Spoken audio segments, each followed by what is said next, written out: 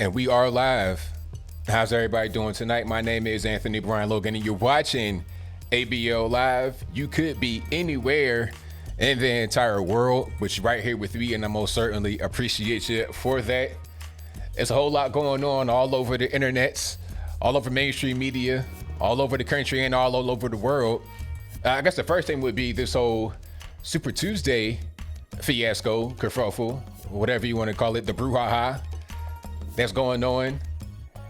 The anti-Bernie movement that's obviously going on right now within the Democratic Party. People like Donna Brazile getting triggered out of their socks because it was brought to the forefront. It's like, don't get mad, don't get so offended. This is what's happening. Don't be trying to cuss out Ronna McDaniel, talking about go here, go there. There's no need for that. This is obviously what's going on. The Democrats are all coalescing around Joe Biden to prevent the candidate from being Bernie Sanders. It's clear what's going on. And Super Tuesday most certainly proved that. Joe Biden had kind of a surprising performance, but not really if you are looking at what's going on. There were some interesting results. We'll get to those in a little bit. Also, speaking of Bernie Sanders, how toxic are you to break up a rap group of 35 years? Oh, it was a last straw. It was just because of him. Whatever. That guy that quote unquote got fired said it was because of Bernie Sanders. So I'll take his word for it, sir. We'll talk about that. We'll talk about Super Tuesday and a lot more things on today's episode of ABL Live. And I most certainly appreciate y'all for being here. Please like the video, share the video, do all that good stuff. And if you're listening on an audio streaming platform, please uprate the video or do whatever you can to make sure that you support the show there. And I thank y'all for being here. Most certainly appreciate it.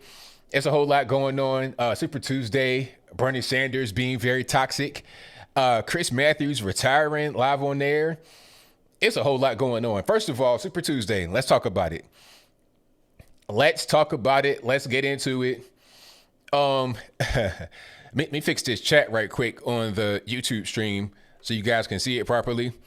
But let's talk about Super Tuesday. Now, you had quite a few people that dropped out right before. That they probably were contacted by the DNC, or the Democratic Party, whatever you want to say. And they were like, look, okay, this is what's going on. You guys are not doing very well. We need more votes to go to Joe Biden and not Bernie Sanders. Don't play spoiler here, edge. We need you to drop out right now so Biden can have more opportunity. And when you do drop out, go ahead and support Joe Biden. Immediately, as soon as they're dropping out, they're saying, okay, I support Joe Biden now. I'm talking about like the dropout announcement comes simultaneously as the endorsement announcement. Just last week, well, not last week, pardon me, I think it was in December, Bloomberg came on TV and said, hey, I don't think Joe Biden is going to be the guy. I don't think he's really capable of being able to succeed in the presidential race.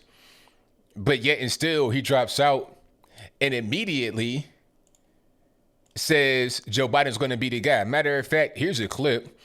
This is from MSNBC. We'll talk about them a little bit later. Let's check it out right quick. Let me put it up on the screen so you guys can see it if you're watching on YouTube, and I'll play it so everybody can hear it.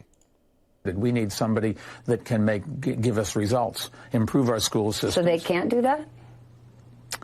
I don't think that any of them have the experience to do it. Joe Biden doesn't have the experience. He's never been a manager of an organization. He's never run a school system. His wife actually is an educator and has good experience there. But no, I don't think any of them. You know, it's the presidency shouldn't be a training job. You get in there, you got to hit the ground running. We need somebody that. All right, so you heard it right there. This is December 2019. Okay, we're only into March. This is like what, March 4th. So we're like just about 2 months into the new year. This was no more than 3 months ago. He was saying that Joe Biden, he doesn't have the juice. But now all of a sudden, since he has dropped out and he wants to keep Bernie away from the presidency, let's go ahead and support Joe Biden immediately. He doesn't have to support anybody. He could just say, I'm going to be neutral. I'll put out attack ads and I'll be trying to hit Trump so we all can succeed as a unit. But he didn't do that. He said, let me go ahead and support Joe Biden specifically. So that's really interesting. It's funny how politics work, which is why if Pocahontas, aka Elizabeth Warren, were to drop out and support Joe Biden or even Bernie Sanders, I wouldn't be surprised. Even though she fought Bernie Sanders on stage talking about, you just called me a liar on TV. Remember that moment? Even though they had that moment, she could support him if she were to drop out. And speaking of Pocahontas dropping out, she should go ahead and drop out. I mean, I think I heard today on the internets, and it might have been on television. This might have been a TV clip I heard on the internets. They're saying that she doesn't want to drop out because it was sending a bad message to women. It's like, look, ma'am, okay, that's fine that you want to, be a role model for women, is that and the third, but check it out.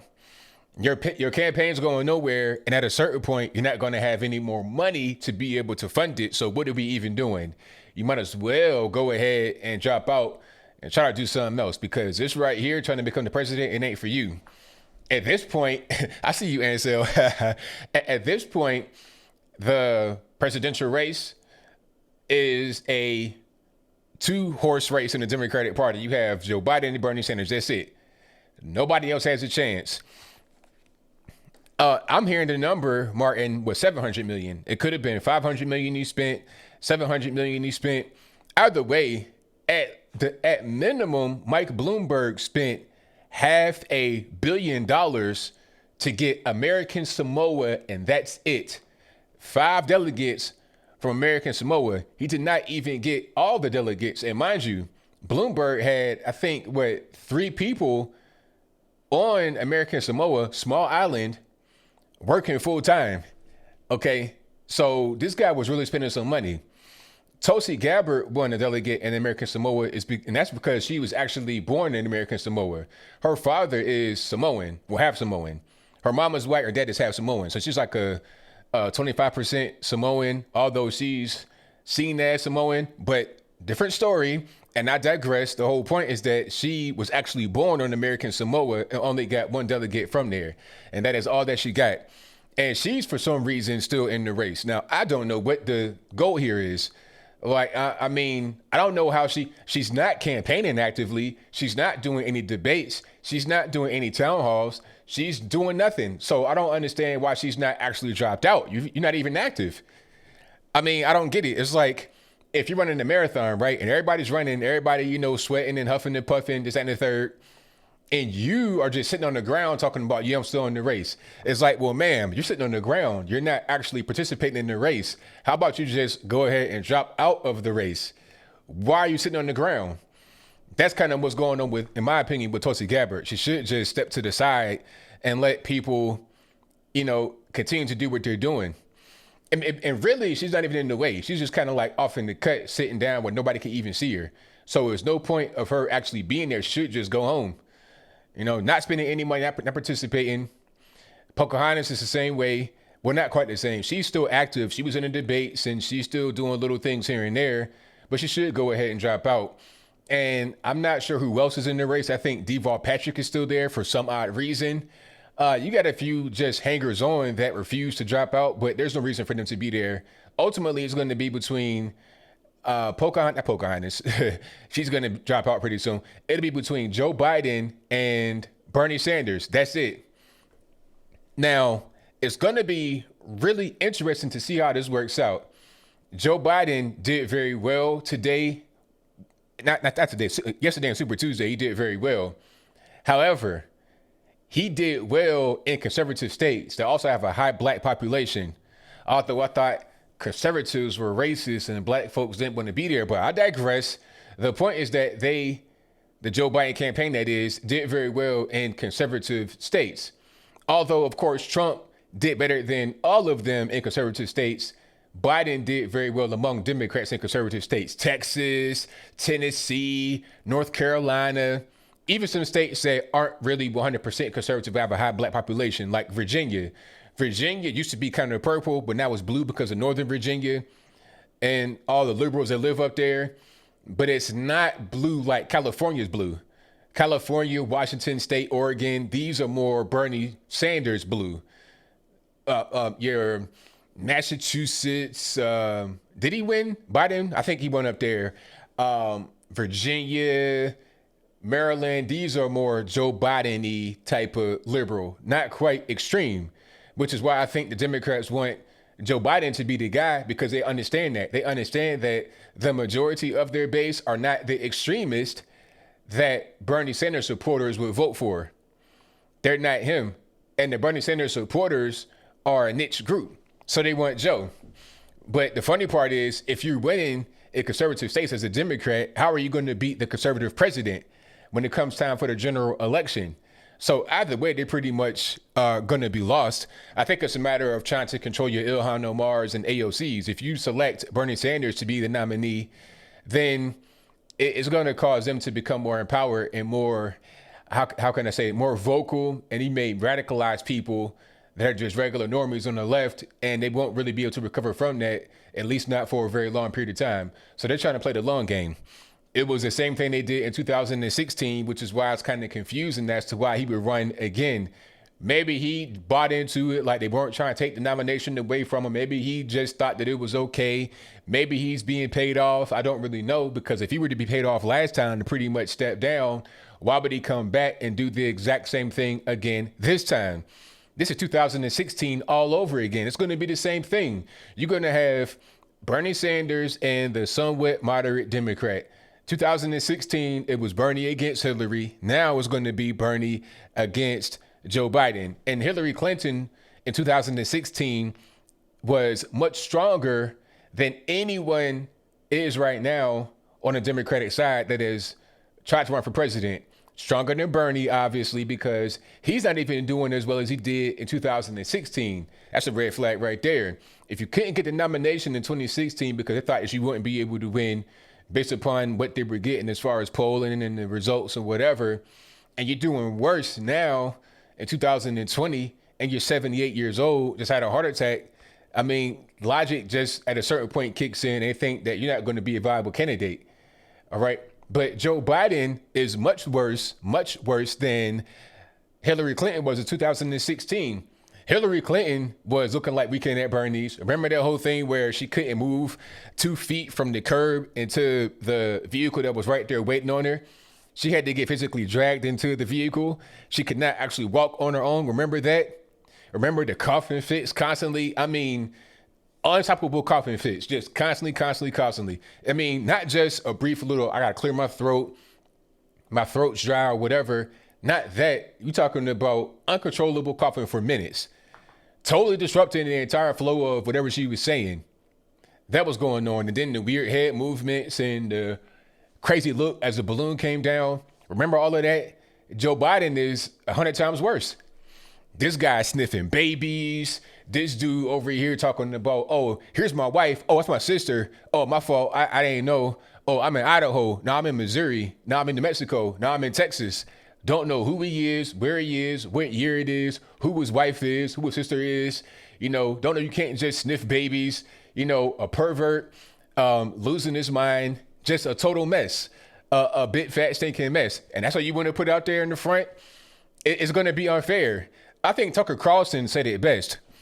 Matter of fact, I'm going to pull that clip up right quick because he can say it better than I can, because you got to hear it from him and hear his tone and everything else. Hold on. Let me see if I can find that right quick. And thank y'all for being here. Definitely appreciate you. Please like the video, share the video, do all that good stuff. Okay, I'm going to cut to like right in the middle because that's pretty much where it gets to where you need to hear. They believe it. And in the hope that he can put 750 million women back to work, whether they want to go or not. If that's the kind of transformational candidate you're looking for, Joe Biden is your man. Or if you're looking for someone to get you a second serving of Jell-O from the 4:30 early bird buffet, Biden could do that too. He's a Renaissance man, though as he himself will tell you. The Renaissance was an awful long time ago, back during the Carter administration, actually. And you know what? Jimmy was a good guy, better than they said, and so on. Honestly, and how do you say this without being rude or mean, this whole thing is sad. Worse than that, it's cruel. Running Joe Biden for president is like making your dog wear a dress. It may make for an amusing Instagram post, but it's wrong. You can see the confusion in the dog's eyes. You can see the same thing in Joe Biden's eyes if you look closely. Why am I here? What are we talking about? Maybe if I make a lot of noises about push-ups, no one will notice. So far, the only thing we've learned from Biden's candidacy is that there's no one around him who cares enough to make him stop. Instead, there are only enablers. Today, both Pete Buttigieg and Amy Klobuchar endorsed Biden. So did former Senate Majority Leader Harry Reid and Beto O'Rourke. These are party people doing the bidding of their corporate masters. There's nothing warm or sentimental about it. They're pushing a defective product on consumers, and they know it. They're selling lawn darts. But whatever it takes. The Biden campaign isn't about ideas, much less ideals. The Democratic establishment's only concern is institutional control. That's where all of their power comes from holding together and running things. Said it perfectly. I mean, I couldn't put it no better. The part where you said it's like putting your dog in the dress, it's like you can do it. It's cool for Instagram, but you know it's wrong. You know that you shouldn't be putting no dog in a dress, okay? It's like trying to feed your dog like a vegan diet. The dog is not a vegan, okay? You know what you're doing is wrong. It might be cool for Instagram. It might be cool to put on and get some attention, get some likes, get some retweets, have it go viral or something like that. But you know it's dead wrong. This man should not be running. And you know what? And I see all the people try to say it's gaffes. These are not gaffes. The gaffes that Joe Biden had and what he was famous for was saying things that were just inappropriate or that some would deem offensive. Like when he would say, oh, you got to go, like if you go into a corner store in Delaware, everybody got a slight Indian accent. That was a gaffe because people got offended by that, you know. Or when he told a guy that was a paraplegic to stand up, that's a gaffe. Oh, I forgot you can't stand up. But when you think that you are in Missouri, when you're in Texas, and you do that, like it's one thing to just make a mistake once. I may get on stage and say a thing that's incorrect once, but if I do it constantly, now there's a pattern, and you got to ask a question. Why is he always getting this wrong? Why is he always sniffing kids? Why is he always getting himself twisted up? I don't know the preamble. I don't know where I'm at. I don't know what day it is. Super Tuesday. It becomes a pattern, and you realize something's wrong with this man. He is not the same guy that he was 20 years ago, not even 10 years ago. So, yeah, that's what you want to put out there in the front. Okay, we can do that, but I don't think it was right to do that. And like I said, it's not even going to be fair. When he gets into a debate with Trump, I mean, like I said before many times, and I'll say it again, it's like putting a tomato can in the ring with Mike Tyson. You're talking about a punching bag. It's just like if some of you guys saw the fight between Deontay Wilder and Tyson Fury, Deontay Wilder's corner threw in the towel and said, enough, no mas. Stop, please, stop beating him up. Because Deontay Wilder is a great fighter, not a skilled boxer, but he's a great fighter, as in that right hand, if it hits you, it's night-night, you understand? He's a great fighter in that sense. He had a great record, a knockout artist, but he was getting beat by a skilled fighter, a guy that could actually box and was bigger and better. He's in the corner just trying to not get hit, but he's not even protecting himself. He's just getting punched in the face over and over again. And at a certain point, it's like, okay, please stop hitting him in the face. Stop beating him up.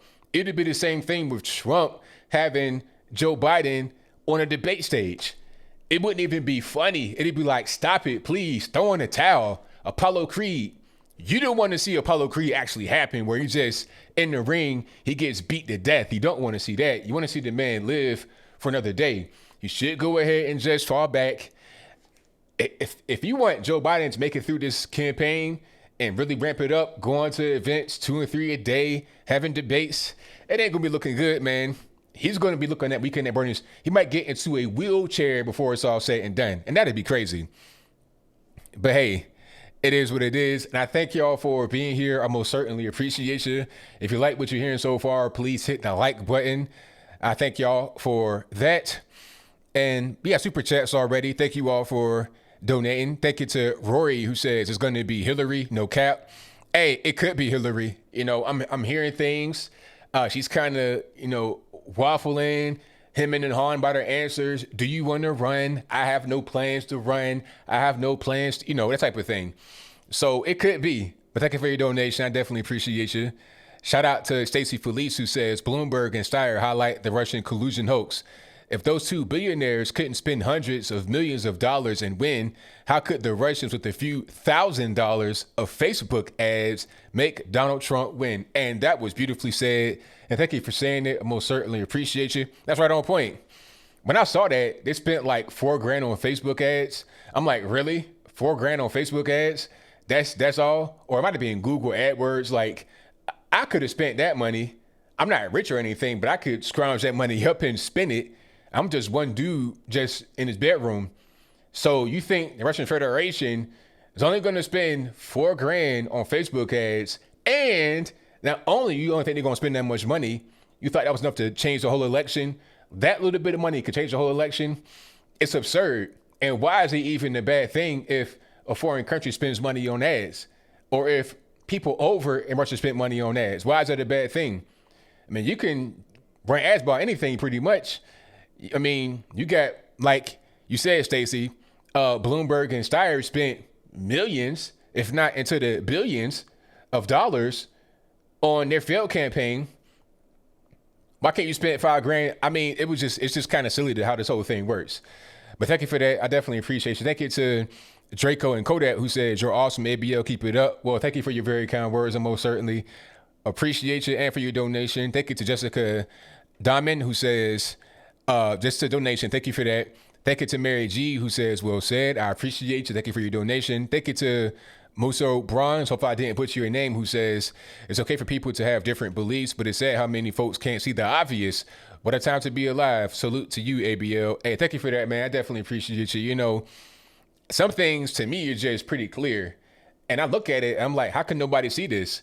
And we all kind of can see a lot of the same things, but a lot of people just don't. Maybe they just don't think the way we do. I don't really understand, but some things are just out in the open and you can't ignore it at all. But thank you for your donation. Shout out to Colette, who says, I'm scared of Donna. You're talking about Donna Brazile. Speaking about Donna Brazile, that's a great segue, and thank you. And to Donna Brazile, she got so triggered, so mad at Ronna McDaniel because Ronna McDaniel said something real. I mean, look, we all know what's going on with the Democratic Party. It was the same thing happening last time. And it's not just a right-wing talking point, or what Donna said, a Russian talking point, whatever that means. It ain't just that. It's about the Democrats saying it, people, just random people in the street. If you were to look at it from the outside without being affiliated, you would see it too. The Democrats, like I said, they don't want Bernie, they want Joe. So when Ronna McDaniel said that, which is what we all can see, Donna Brazile got triggered. But you know, Donna Brazile is biased, obviously, because she's a Democrat, but not just a Democrat, but also she was the former interim chair of the DNC. I think she's over at Fox News because she's a little bit jilted or jaded, whatever the word may be, for what she's feeling about the situation that happened over there, because she thought she may be the chair, but it wound up being the Hispanic guy, Tom Perez, who's the chair right now. Maybe I'm wrong about that. That's just my opinion. But that could be the reason why she's over at Fox News while still being a stomped down Democrat. And I don't even understand how she tried to get all, you know, huffing and puffing in her chest, because wasn't she the one that gave Roland Martin some... She gave, I think, Hillary Clinton's camp some questions and answers before a debate or a town hall with Roland Martin on CNN. It was between Hillary and Trump. And Hillary was already prepared because she was getting information from Donna Brazile via Roland Martin. That's why Roland Martin's not on CNN anymore, if I'm not mistaken. If I'm wrong, let me know in the comments below. So she's cheating, trying to help the establishment against Bernie, obviously. So when Ronna McDaniel says that about what they're doing right now, which is the same thing they did when she was ripping and running with the DNC, yeah, she's going to get triggered because she feels personally attacked. But it's the truth. Don't get mad at the truth. Get mad at the facts. And speaking about people attacking those in the Democratic Party, did you guys see Simone Sanders in that great wraparound tackle? You talking about Ndamukong Suh, Reggie White, Ray Lewis, Ed Reed, free safety. I'm talking about perfect wraparound tackle. We need to get Simone Sanders on the Minnesota Vikings. Give her a jersey right now. Special team, something. I don't know. She can do something right now. You're talking about girls can't play football. I can't tell. This girl here built like Jerome Bettis, but moves like Randy Moss. You understand what I'm saying? Quick with it, light-footed and everything. Might be a ballerina, but it got the power of a Matt Truck. Let's check it out right quick if you've not seen that. This is Simone Sanders, a woman, and matter of fact, is this the video I want? Hold on. This might be the one that I want. Hold on, is it? Let me check it out. Nah, this is one where she's getting dragged off. Then there was another one. Oh, there it is. Okay, hold on. Now, look at your right-hand corner over here. It's kind of hard to see because she kind of blends into the crowd. This is kind of a low light setting, so it's kind of hard to see, like a lot of variation and contrast in the individuals. But right over there, you see my mouse is at, in that particular side, you're going to see Simone Sanders come from the cut, just like a thief in the night, and remove this protester with a sign. I think these protesters came from the anti-dairy establishment. They don't want dairy. I guess they might worship cows, which is what Tulsi Gabbard does. That's a different story. I'll move on. Anyway, check it out. All right, C-SPAN, play if you want to. Matter of fact, let's refresh. Straight. Wall Street didn't build. All right, watch closely. She's getting moved off right there. And then people are still, there we go, boom. You see it? And now she's getting dragged off. See, look, that's her right there. I'm telling you, full wrap around. She's not going nowhere. She's trying to hold a little dairy sign up, but it ain't really working out too well. She's being dragged away by number 58 from Ohio State, Simone Sanders. Hey, you know what? His wife or sister or somebody was also like fighting the protests or something. Like, all right, Joe, look, you need some better security. I mean, I don't want to see you get hurt on stage, man. You know, I'm rooting against him to become the president, obviously, but I don't want to see you get hurt. We don't got to do all that. We can just beat you in the polls. We don't got to come on stage and attack you. That's not necessary. You know, I'm not a barbarian over here. I want to be able to do things the correct way. I'm not trying to get on stage and do that to you, but shout out to Simone Sanders for getting on stage and reliving her pop runner football days. But anyway, thank y'all for joining. I most certainly appreciate you guys. Yeah, she was in the Bernie camp last time. That's correct. I almost forgot about that, Alan. And Bernie replaced her with Nina Simone. That's a good eye. 300 IQ right there. I almost forgot about that. Yep. And oh yes, Walter, the Young Turks meltdown. I almost forgot about that one. Hold on, I got that one too. I'm gonna go ahead and cue that one up. Shout out to the Chink from the Young Turks. I feel like we're in 2016 all over again because I do remember Chink and them really just freaking out. You know what? Super Tuesday just happened, and when Super Tuesday was going on, people were melting down. I see this young man or Zim right here. I'm gonna play this right quick, then I'm gonna get to Chink Young Turks. Hold on, let me just turn it down a little bit because he was kind of loud with his maracas, his makeshift maracas, in his filthy apartment, or Zier's filthy apartment, wherever he's at. Check it out.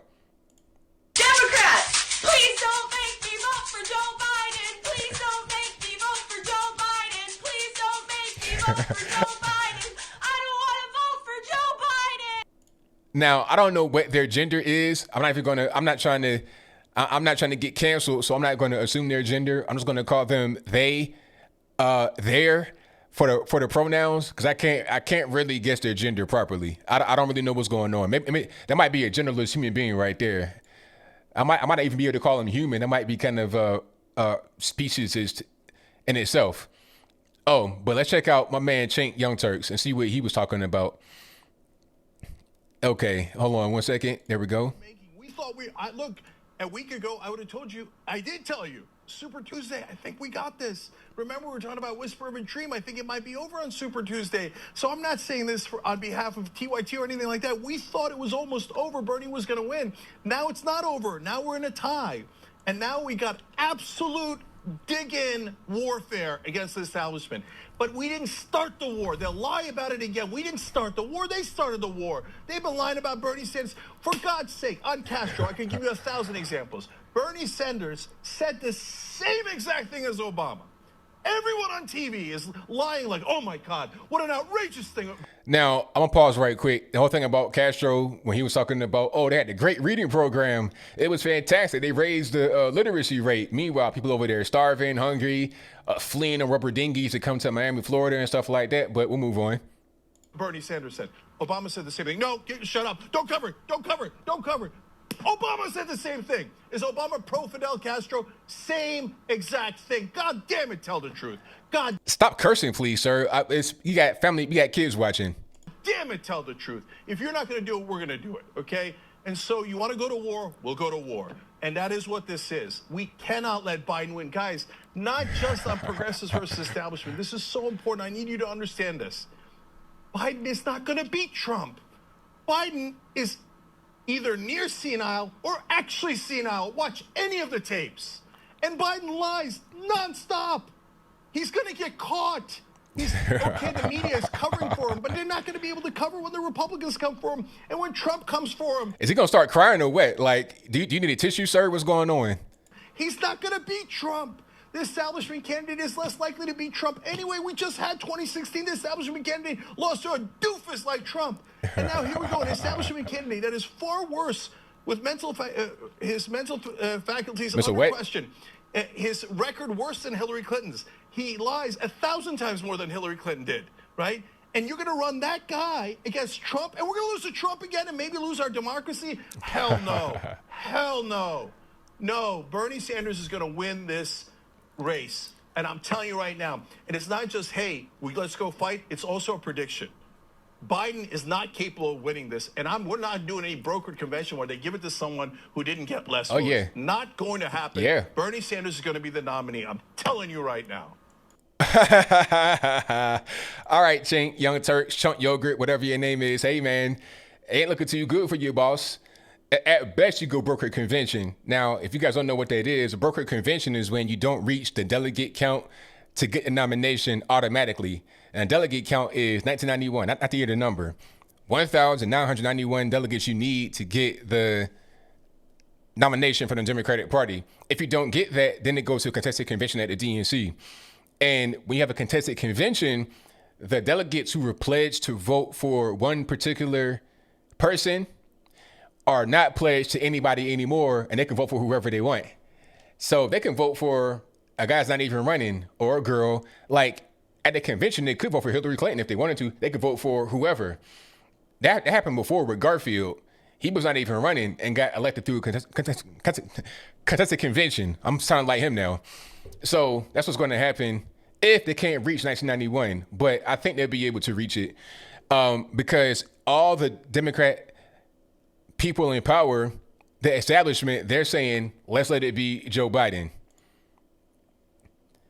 Yep. So I personally can't wait. Now the Young Turks, they were in the bag for Bernie last year, and I'm pretty sure they are this year. I don't know if they're getting paid or what, but they definitely were in the bag for Bernie Sanders. And it's weird how Chink can be on YouTube still by being a far leftist, but Alex Jones can't. But that's a different story. We'll move on. The point is that I don't think that Bernie's going to win. He might not even go to the convention. He might just lose out on delegates outright because of the establishment supporting Joe Biden. All right. But then what else we got going on? There's a whole lot of things happening in these internet streets all over social media, all over the mainstream media. Oh, my man, speaking of mainstream media, Chris Matthews randomly retires on air. This was kind of crazy. And you know what? I think Chris Matthews is not even a bad guy. He's kind of a moderate person. He's a Democrat, yes. I would not, watch MSDNC for him at all or anybody else. But he wasn't a bad guy. He had moments of clarity, in my humble opinion, better than Rachel Maddow or anybody else on that network. More than Al Sharpton for sure. More than Keith Olbermann, who was a stone cold stomp down nut. And Brian Williams actually okay. Brian Williams he just lied a lot. That was his only thing. And he got demoted from NBC to MSNBC. He wasn't even necessarily a bad person. He just was a liar.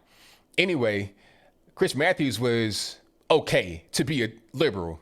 Better than Donna Brazile, I'll tell you what.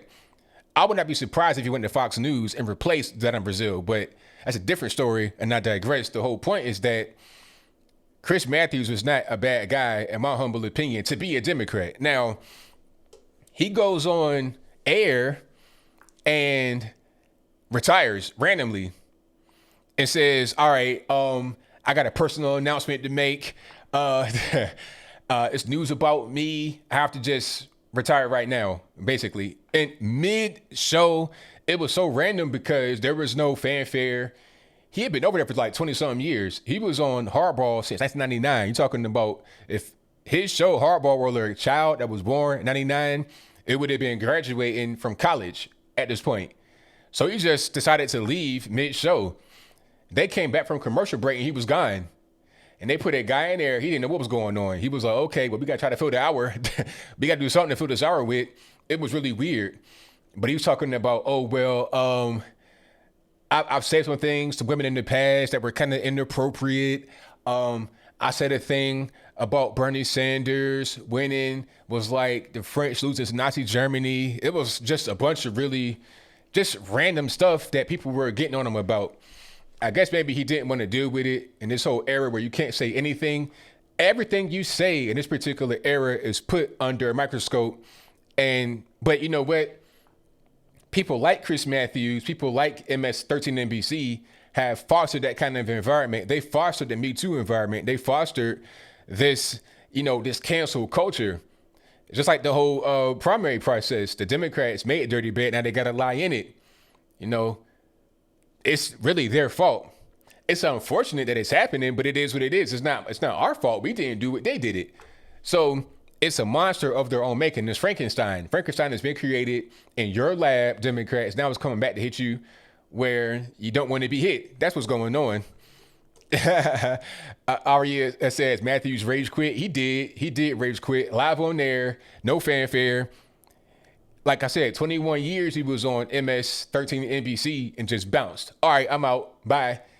Put some guy in here and finish out my show for me right now. It was weird. But hey, it is what it is. Yeah, now Bloomberg spent $700 million. Oh, and matter of fact, Bloomberg spent $100 million last time, 2018 for midterm elections. And he spent a bunch more this time on himself. Now, some are going to say that the money he spent will actually help the race, but I'm not really sure because the money that he spent in this particular race had his face and name on it. So if you're not in the race anymore, how can that really help?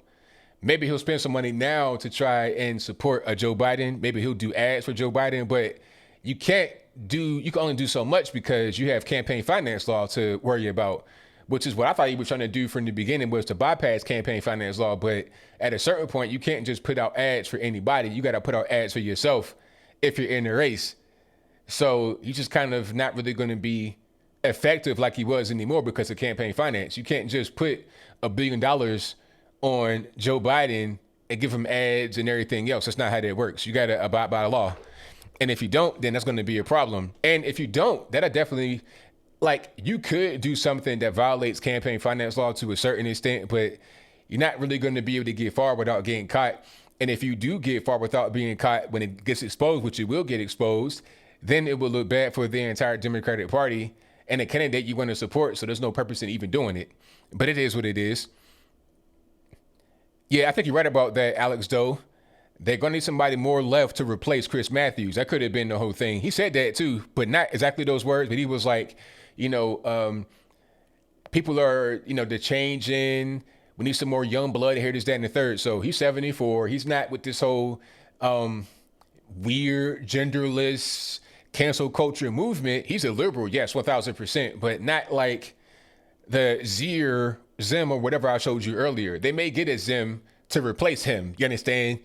Like Chris Matthews may be a liberal, but he's not one of these genderless aliens. They may get a genderless alien to put in his place. They may come in there with green face paint on and the whole 9 yards. Understand what I'm saying? That kind of situation may be happening. Rachel Maddow's already there looking like a news version of Ellen. All right.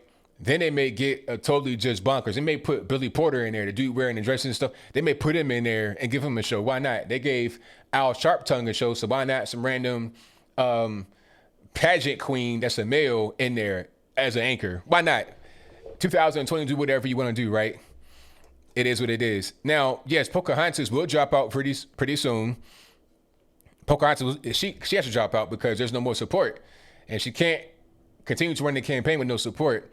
If you require money to run from donors, people are not going to give you any money if they see your numbers and then look, it's not any kind of way, no path forward.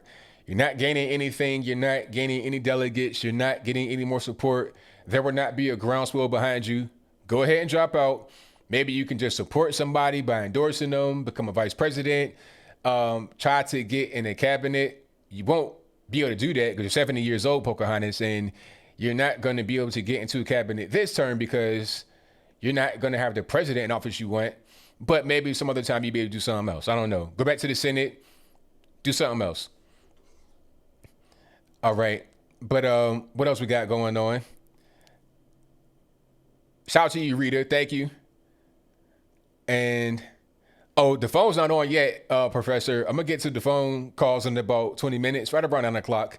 For the first hour or so, I do my little spiel, and then I get into the phone calls a little bit later. So as soon as the phone calls are on, I'll let you guys know, but not right now. All right. And what else we got going on? Bernie Sanders. Speaking about Bernie Sanders, still, how did Bernie Sanders, 78-year-old white man, break up Public Enemy? How did that happen? Explain to me how this went down.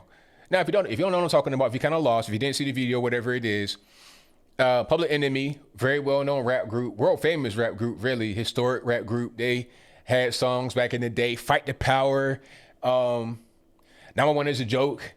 What else? I don't know.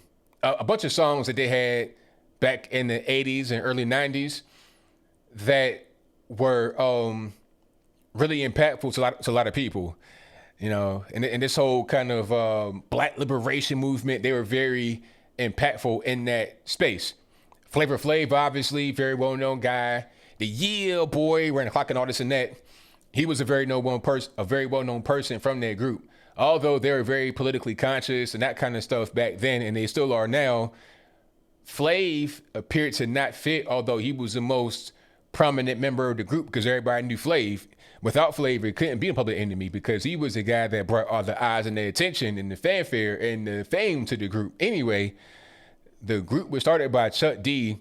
It might have been this college dorm. He started it. He drew the logo and everything, so he owns the logo, he owns the name, he owns the whole situation. All the rights to it, he owns.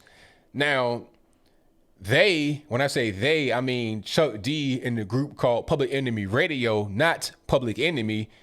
Public Enemy Radio does not include Flav, you understand? It includes basically Chuck D, the S1W, Security of the First World, guys in the background like this, not rapping at all, the DJ Lord, and that's it. There's no Professor Griff. He's been gone from the group since like 2016, 17. There's no Flav because Chuck did not want to do shows with him a lot of times because the shows were free and Flav didn't want to do it. Or he just wanted to move on and just keep Public Enemy out there, but not include Flav.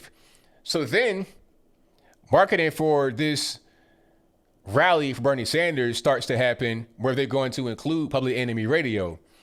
But I guess Bernie Sanders' campaign does not understand the dynamic between Public Enemy Radio and Public Enemy, Chuck D and Flavor Flav. So they're doing their marketing stuff and they're including Flav in the marketing. They're including the clock. They're including the Yeah Boy. They have all that stuff in there. So Flav says, hey, cease and desist, sir. My lawyer says, stop doing what you're doing because look it out. Check it out. I did not consent to this. I don't want my likeness here. I don't want to endorse any political candidate. So take my name off it. Don't put me in it. Cease and desist. Letter from the lawyer came out. So when that happened, Chuck D got triggered. Chuck D's like, wait a minute. You're out of the group. How about that? I'm firing you from the group. There was no reason to do that because number one, the show that was going to happen did not have Flav in it from the beginning. Flav was never even involved with the show, but Bernie Sanders' group marketed it as he was involved with it. Number one. Number two, I mean, what is a purpose in doing like the show? Like the show was that day he fired him. So why do that? Why you about to go on stage to do that? You could have just not done it and ignored it and got to it later. You did it right then to save face, to not be embarrassed, because you didn't want to say, I don't want to do a Flavor anymore. So you have this little offshoot group, Public Enemy Radio. But then he says what he says. Now you got to go out and fire him. And Flav came out later and said, hey, you firing me over Bernie Sanders after 35 years of us being in the group? I mean, I'm 35. The group is as old as me. Okay. After that long, you're firing me from the group. And then he was like, look, check it out. You own the name, you own the logo, but you don't own the group. You can't fire me because without me, there is no group. And he's right. Without Flav, it's just Chuck by himself rapping. That's not a group. That's just one guy with some guys in the background mean mugging. That's not a group. But it's crazy how Bernie Sanders can get in the way of a rap group that's been around since the 80s. Very well known, very popular, all of that good stuff. If you go into a museum, you'll see them there. I saw them at the Black Museum in DC, the Black History Museum. I saw them there. But now they broken up over Bernie Sanders. Is crazy, but it is what it is. Oh, yeah. And Bernie, it's funny because Public Enemy is talking about fight the power and they want to be against the establishment. Well, Bernie Sanders may be against the Democratic establishment, but he must have his own establishment. How are you going to be a communist without establishment? That's like the ultimate form of government right there. Everything is controlled by the government. You're going to have education, government, healthcare, government, housing, government, transportation, government, this, government, that. Everything is run by the government. So when you say you're against the establishment, what are you talking about? You're against what exists as the establishment or any kind of establishment at all. What are we saying? Are you an anarchist? Or you are just a complete statist where you say, I want all of my life to be controlled by the government. I want to live in the gulag, big rocks, little rocks. What's going on? I don't really know, but it's kind of weird when you say you're against the establishment and fighting the power, but you want more power and more establishment. It's weird, but it is what it is.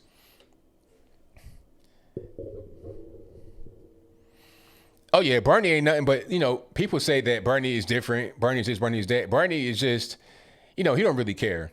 It's weird, his whole angle. I don't understand because he is trying to be like this socialist guy, but when it comes down to it, he'll just play along with the Democrats. So it's just, he's an independent, but his record voting wise is Democrat. So I don't even understand what is he even doing? I see you, Will, man. It says, where we Flav one, we Flav all. That's hilarious. Shout out to you. And shout out to Jay Evans on the super chat who says, full of progressive tears. Time to have some adult drinks. There you go. Thank you for that, man. Definitely appreciate you. Shout out to Professor Jigstar who says, MSM spends money trashing Trump. We don't buy the stories. MSM spends money trashing Bernie. We buy the stories. Kind of to dissonance. Hey, I'm not really sure. That's kind of I'm not really sure who that's for. Now, the whole thing about Bernie, I see what's going on with Bernie. It's pretty clear. I think the mainstream media are not really attacking him as much as they would attack Trump. They may attack him a little bit, but not really. Because at the end, he's still a Democrat, so they don't want to attack him too much because then it's like you promoting the infighting. But Trump gets a lot of abuse all day, every day. I mean, over the smallest things. Peanut butter jelly sandwiches, if he has 2 scoops more jelly on his sandwich than Mike Pence, then he's like the worst thing in the world. He's trying to demean Mike Pence, all kind of just ridiculous stuff. You understand? You see what I'm saying? So I think that they get him on a bunch of smaller things that don't really make a difference either way. But they get Bernie on some big things that you should get somebody on. That's just what I see. And for the Democrat that they want, Joe Biden, he could do no wrong. They don't talk about him not really being there mentally. They don't talk about the hair stiffening a little. They ignore obvious things. They're probably more fair with Bernie and they're unfair with Trump. That's pretty much what it is. Everything Trump does gets magnified. Everything Biden does gets ignored. And what Bernie does is kind of like reported a little bit fairly. I could be wrong. That's kind of how I see it. Alrighty. But shout out to y'all for being here. Most certainly appreciate you. Oh, yeah, Beto is back. Beto now supports Joe. That's crazy. He came from the dead, basically. He came from out of his grave and supported that man. I thought he was done for, but nope, he's not.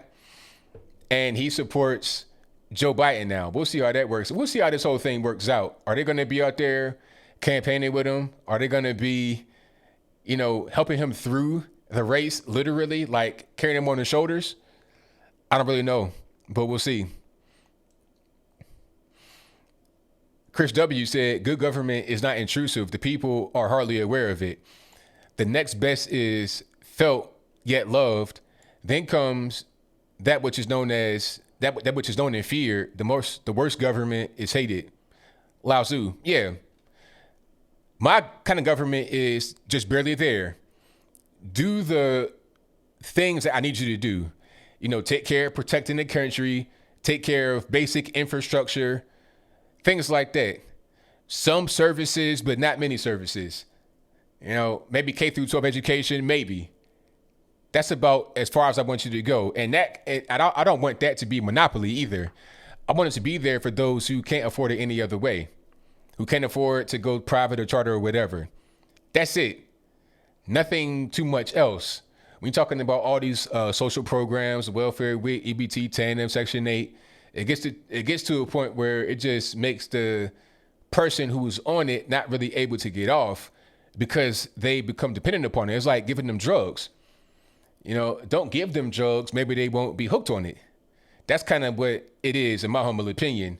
And then not only is it a thing that they live on forever, their kids live on it, and then their kids. I've seen a situation where you have grandma, mom, and daughter all in the same project building, all with kids and everything else.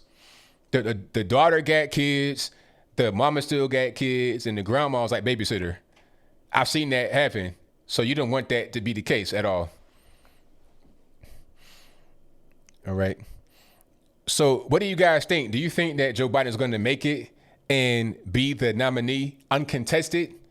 Like without going to the convention, without having the delegates switch up and make him be the nominee?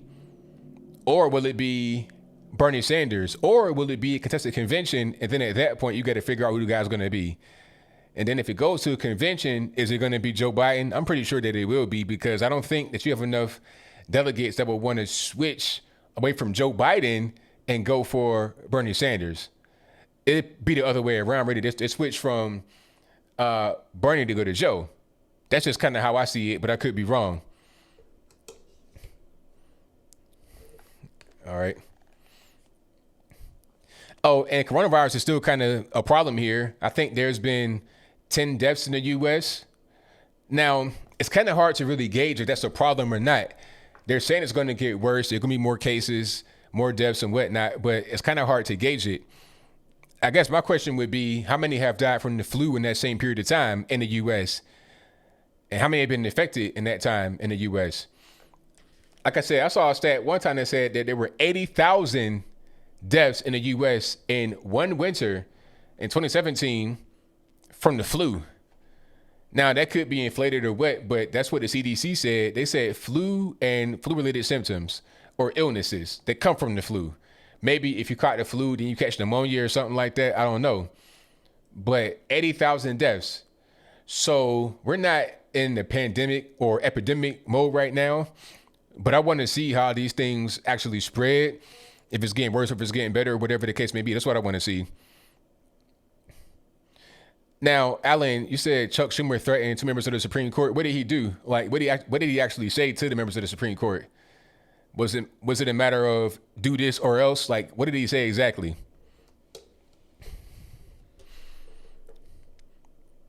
So Miriam Vidal says 18,000 have died from the flu this season this far. In the U.S., I suppose. Wow. Louis says 100 million died from the Spanish flu a century ago. Wow. So in 1900, 100 or 1920, you had how many people that died from the Spanish flu? That's pretty serious there. Okay. So you have a 3.5% death rate versus the flu? Yeah. Now, I'm hearing that they're treating it with ibuprofen and it's working. Is that true? I mean, I'm hearing so many things about the coronavirus. I'm not sure what's true, what's false. Containing it is going to be hard because, you can kind of restrict travel from the epicenter, but now it's everywhere. So people are moving around. They're flying. They're going on planes, trains, automobiles. They're going to restaurants, eating food. They're in public spaces. They're going to the movies. I mean, how do you really stop that from spreading totally? I mean, you can't just live in the bubble. You got to go to work. It's hard. I think I saw Matt Gaetz with a gas mask on today talking about, look, the house was, we're like in the, what do you call it, a petri dish on the house floor, because we're out here talking to our constituents, talking to random people. We're taking selfies and we're handshaking and we're hugging and stuff like that. Meanwhile, we come right back here amongst each other, and whatever we have that can be airborne is going to spread. My man had on a gas mask. I mean, I can't say I necessarily blame him. I understand where he's coming from for sure. Matter of fact, I'm gonna put it up on the screen so you guys can see it. Hold on. Let me see. Like a legit gas mask. No gloves, and he's on his phone, but I won't go there. I digress. I think he's making the point though. Okay. Yeah, flying in a dirty airport, touching selfie everybody, and then you get into the house floor and meet together. So I understand, but at a certain point, like I said, you can't live in the bubble because you could easily catch the flu or some other kind of airborne illness. The common cold, it's hard to really just stop everything from coming your direction. I think, like I said, all you can really do is just try to restrict travel from the epicenter, but that won't be a panacea. That won't be 100% effective. It is what it is. But shout out to my man, Matt Gaetz, for the gas mask. Matter of fact, can I get a gas mask, sir? Preferably not a used one. Let me get a fresh gas mask because I got to go to the airport and I'm trying to be safe. I already got my gloves. Just give me a gas mask and I'm good money. Okay. Oh, nah. If Biden, if anybody old gets corona, it's going to be hard. It's going to be hard. That's the main thing they're saying. If you have a compromised immune system, or if you're elderly or a child, like a small child, it'll affect you more, just like the flu. You don't really see people dying from the flu that are very young. You may see that occasionally, but it's very rare that if you're like 35 years old and in good health, you die from the flu. That's not really how it works. It's usually if you're like elderly or a small child, but usually elderly. It is what it is. Alrighty. Now, I feel you, Graves Fang. If you're working in a community center, yeah, because you're right there in that, what they call it, C-Tech in that area, and you had at least one death, maybe more in that area. And wasn't it like a community spread? So it wasn't like they were traveling and they caught it. It just caught it randomly, and they don't know how they got it. So there's no patient zero to point at to isolate and say, okay, this is the source. Let's isolate them and not let anybody else catch it. It's just out there in the wild. So you don't know who's next. You see what I'm saying? It's unfortunate. Oh, of course. It's going to be good for the gas mask companies and any other company that has anything that's related to what we're talking about. People price gouging. People had like enhanced sanitizer on eBay. Like some of this stuff right here, just basic hand sanitizer were going for like $800. If you pay that, then it's just ridiculous. But people are selling it. I wouldn't be surprised if it was actually moving for a lot of money. But and on a serious note, I think that if you had supplies become limited due to the trade being interrupted because of travel restrictions, then you may see things start to get really high, price gouging and stuff like that, fights. That'd be the main thing you got to worry about is a lack of supplies in a situation where coronavirus really hit. Not necessarily the disease itself, because it's deadly. It's deadlier than the flu, but it's not to the point where you got to be really worried about 28 days later or any kind of doomsday scenario like that. It's not quite to that level yet. I've not seen any evidence of that at all. Is it killed by salt? Okay. We'll see. Alrighty. Well, thank y'all for being here. Definitely appreciate you. Please like the video, share the video, do all that good stuff. And if you are listening on the streaming platform, please do what you can over there. I don't know what you can do. If you can review it, give it some stars. I don't know what it is, because this podcast will be everywhere on all audio streaming platforms as well. This will go up Monday morning, and the Saturday show will be up.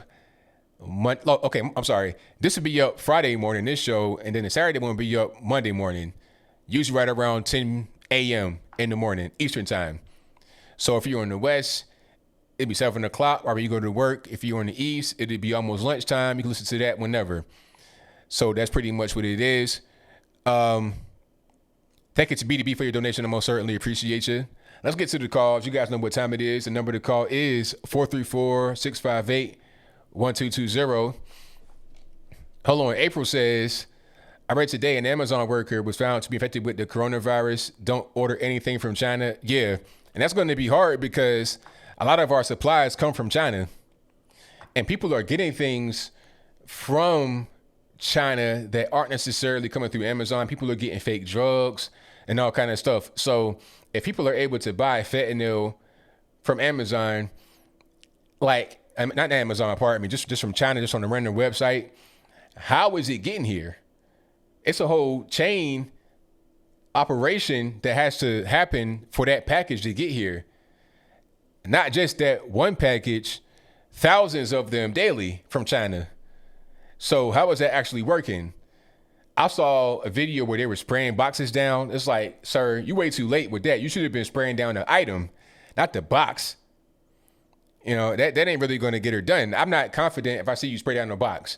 It's like, nah, man, that ain't, I need to see you dip that in some holy water or something like that before you put it in the box. And then spray the box down. And then I need to see you in the jank wearing gloves and the hazmat outfit, packing my stuff. And then I need to see the origin point of it to make sure that they're clean. I think a factory got shut down in South Korea because of the coronavirus. Matter of fact, somebody had the virus in the factory in South Korea, and they shut the factory down. They, quote unquote, cleaned it, reopened it, and then somebody else had it in that same factory. So that they closed it again. So we're not going to be able to totally contain this whole thing. All we can do is just try to minimize the flow and hope we get through it and hope that everybody's going to be safe. That's all that can really be done. Anything else is just not even really being realistic, honestly. But it is what it is. Well, they're saying that they're going to disrupt the iPhone thing with the iPhone 12 because of the coronavirus. We got to find some kind of way to stop it. But there's always been some kind of illness or virus, SARS, MERS, swine flu. Was it swine flu we had a few years ago? H1N1, all of that has always happened. And then it goes away. Hopefully there'll be the same thing going on here, that it's not going to be a permanent thing that we always got to worry about more than the flu or anything else. Miriam Vidal, hilarious. They say, if I eat a bat, will I build up immunity? That is hilarious. Hey, that might be so.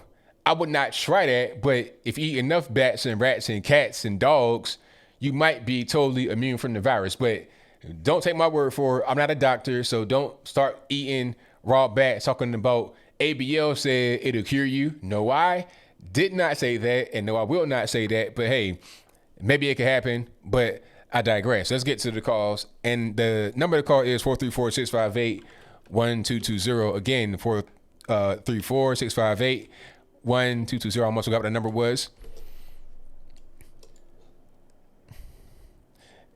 Yeah, Biden is done, though. And it's sad, like I said earlier, like Tucker said earlier, it's sad to see that man looking like that. In his eyes, there's nothing there. You can see it. It's clear that he's not right.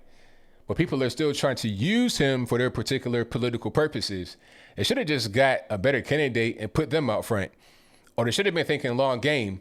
Like, okay, if you are President Trump, you're thinking long game, or at least you look like you're thinking long game, because, all right, you want to have a successor, right?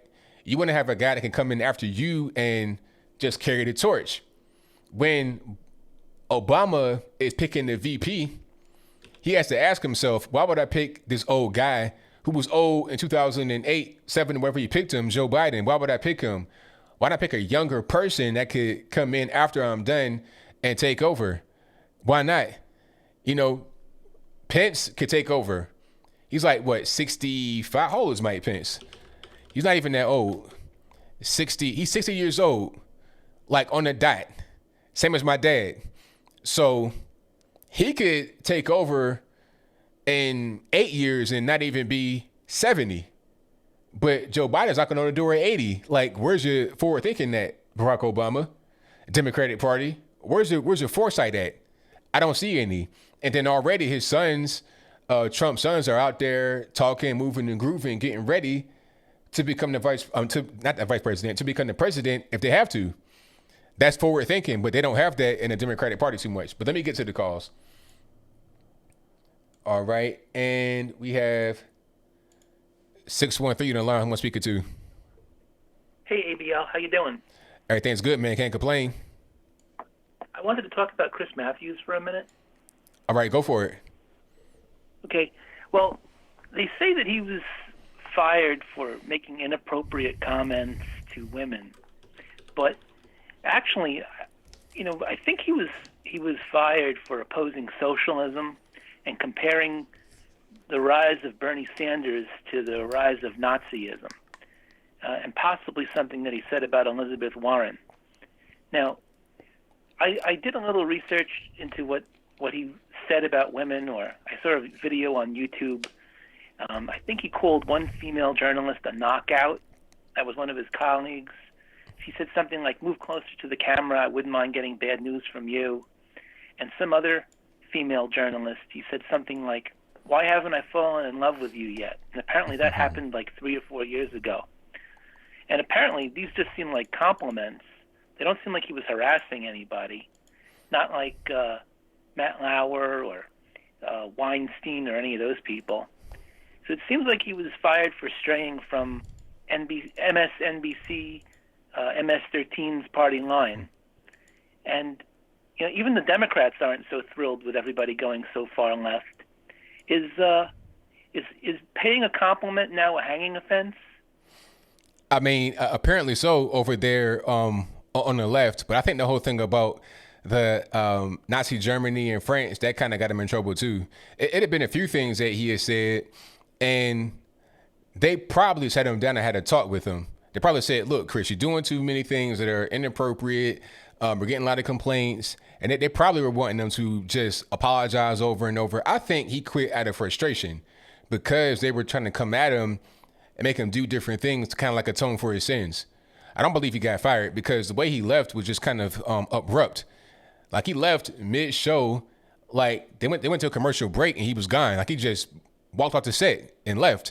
They had to fill a slot with somebody and everything else. If he were to get fired, it would have been a more seamless transition. They would have let him go like end of the week, and then top of the week, he would have been replaced with somebody else. But not just this whole thing of, okay, I'm going to leave right now, find somebody else to replace me right now. It reminds me of the way that Bill O'Reilly was let go from Fox. That's the way I see it, because O'Reilly, a woman claimed that he said something about her, derogatory, and then afterwards, years later, there was some sort of investigation. They did some investigation into the woman that made these claims, and she was claiming that the phrase that he used about her, she claimed other people said exactly the same thing. And there were all sorts of boycott threats against Fox, and eventually Fox said to O'Reilly, "We're just going to give you a whole pile of money and go away." And he didn't have to admit that he did anything wrong. He didn't have to apologize. And in fact, to this day, he says he didn't do anything wrong. But at the end, during Chris Matthews' resignation, segment, he actually apologized, and he said that he said certain things wrong. If he didn't do anything wrong, why admit that he did something wrong? I don't know. The way maybe they said you're not going to get your severance pay. We're not going to give you your money unless you read this. That's possible. Yeah. I just feel like if he didn't do anything wrong, he should have just said, "Look, I had some disagreements with my employer, and I didn't think I did anything wrong, and I'm out of here. But instead, he sort of said, oh, look at all the bad things I did or said. I shouldn't have said them. And then when you go look at what he actually said, you know, he told 2 women that he thought they were attractive. To me, it doesn't seem like someone should be let go over that. But what do I know? I mean, I hear you. It makes sense to me. I really do. Okay. Well, that was mainly what I wanted to talk about. Also, the other thing, with Super Tuesday, I do think that the fix is in, that it's going to be a war of attrition. I think that ultimately Biden's going to come out on top just because Sanders won't be able to get enough delegates. But it's really strange how it worked out, because just a week ago it looked like Biden was finished, and he really stormed back from the grave. Yeah, he did. He stormed right on back. But I think that it's still going to be close at the end, because Biden does not look good. And once he goes out there and talks more, and it's more focused on him, it's going to kind of get highlighted. So it's going to be a battle. But I think he still may end up winning the most delegates. And as far as Biden and Bernie go, you know, Bernie is getting over a heart attack. Biden seems like he has dementia. So I think the key is going to be who the vice president nominee is going to be on for either person, because whoever the VP nominee is, that's going to be the person that the party tries to slip into the president slot when one of these guys either doesn't survive for old age or bad health. That's right. Thank you for taking my call, ABL. I always appreciate it. I thank you for the call, man. Definitely appreciate you. Good night. All right. Shout out to my man for the call. Most certainly appreciate him. And you guys on the drill, the number to call is 434-658-1220. If you want to do Skype, there's an email for that in the description box below. You can be right here in the bottom left-hand corner of the screen, talking whatever you want to talk about, as long as it ain't nothing crazy. Let's get to the next call. And we're going to do 702. You on the line. Who am I speaking to? Yes, hi. This is the Red Pill Barista from San Francisco. All righty, man. What's going on? How you doing tonight, Mr. Logan? Everything is great, man. Can't complain. I'll tell you, tonight I'm hotter than Ellen DeGeneres at a woman's prison, and I'll tell you why. It's because what I saw yesterday, it was a national disgrace. Let me say one thing. Joe Biden, Creepy Joe, will be sniffing more hair for another 9 months until he finally gets put out of his misery by Donald Trump. We got to listen to that stumbling, bumbling fool. 150 million people killed by guns. He's running for the Senate. My God, the man doesn't know where he is, and that's their choice. And then we have Sanders. Look, Bernie, they don't want you. Hillary doesn't want you. Nobody wants you. And you're still continuing to run for president? Give it up, old man. You're finished. And as far as the third person running, that Indian Pocahontas, get out of the race already. She will. You'll see. In the next 24 to 48 hours, I predict that she will drop out of the race. She is only milking it because she wants to be the vice president. But you know something? Let Biden give her the vice presidency, because that'll ensure that he gets his ass handed to him in November. So give it to her. No problems here. And finally, for Bloomberg, I'll tell you something. How did the guy become a billionaire? I guess I don't know. I'll tell you how he became a billionaire. By sheer luck, because it damn wasn't by brains. That was the worst presidential campaign I have ever seen in my life. My God, my dog could have ran a better campaign. At least he would have took a crap on stage and entertained people. This man, all he did was stand around going, I'm sorry. Look, fella, when you apologize to people, they don't like it. It's weakness. Remember what Ronald Reagan said, apology is weakness, and he didn't learn. Now, I wanted to tell you a quick story story. I was working at the coffee shop the other night, and they had a guy came in. He took a crap right in front of the store. He took a crap that was so big that it looked like Trigger took it. It was a horse crap. And I'll tell you, he's standing there with that look on his face with the S-eater's grin. He comes into the store, and he wants free coffee. So what happens is I call the manager. Now, the manager is a 28-year-old weakling that looks like if the Hells Angels even walked into the place, he'd clap himself. And I tell the manager, are we going to give this guy some free coffee for clapping in front of the store? Well, the manager says, no, you know something? You call the police. You call him. So you know what I did? I said, okay there, Mr. Manager, I'll call the police, gutless wonder. And I called the police. About an hour, a pot-bellied cop came out. He looked like he was like from 1968. He was about 80 years old. He cut Dirty Harry. There's no Dirty Harry in San Francisco. It's just dirty. He went in there, and I said to him, officer, I tried to be respectful. I said, officer, this man, and the family's still sitting there. He's sitting there drinking 3 cups of coffee that we gave him for free. And I said, he took a crap in front of the store. Well, he pulls me over with our manager, and the manager says, and he tells the manager, didn't we go through this the last time? You already got one for harassing the homeless. Again, we're going to have a citation at your store. I'll tell you, a citation against the store for somebody crapping in front of it. I told the cop, I said, this is how coronavirus spreads. I said, and by the way, officer, you sound like you have the sniffles. Well, this guy gets a little bit upset, and he tells me, where do you want us to do, kick out the homeless? I said, yeah, and you can also kick out the illegal aliens while you're at it. Well, my manager told me, you know something, take your papers and get out. I'm fired. I'm fired. And I'll tell you something, that was the best I have ever felt in my life. Talk about wimps and simps. Now you see why the Joe Bidens of the world are running for the Democratic Party. So what I did, I walked across the street and I got a better job. I'll tell you something, a man can take a horse dump in front of a store and he gets rewarded. The end of civilization is near. One last thing, let me make a short little prayer. Coronavirus, wherever you are, please, would you hurry it up already? Humanity is going out of sync.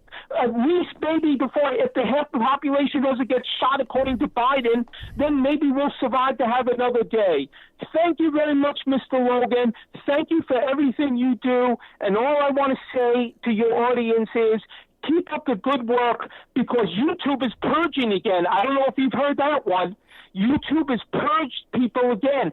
Sargon is going to get whipped off of YouTube any day now. Other conservatives are being whipped out of YouTube. And for what? For what? For speaking the truth. God bless America, and good night, sir. Thank you for the call, man. Definitely appreciate you. man, Red Pill Barista always coming through with the calls. Shout out to him. Now, what he said about the guy in front of the store, doo-dooing and whatnot, I believe it. That happens. We've seen it on tape before. Right in front of the store, handling their business. You could be outside, enjoying your little chai latte, minding your business. Here comes some crackhead, pull his pants down and do whatever he wants. And, like, what are you going to do? Call the police? No, you're harassing the homeless. I saw a video where it was a guy, I think he was in L.A., somewhere, Hollywood, somewhere in that area. And he said, could be true, could be false, but I probably wouldn't doubt that he's telling the truth. He went outside his house and there was a bunch of like homeless gear just laying out there. You're talking about tents, other little paraphernalia, just stuff in his yard scattered around. Mind you, this guy has a wall, like a gate and a wall around his house. They hopped the wall and set up shop, set up a camp in his backyard. Now he calls the police and is like, yo, I got these guys squatting in my backyard. Like, what can I do? The police say, yo, don't touch his stuff, because if you do, you can get a charge for that. So I was like, wow, really?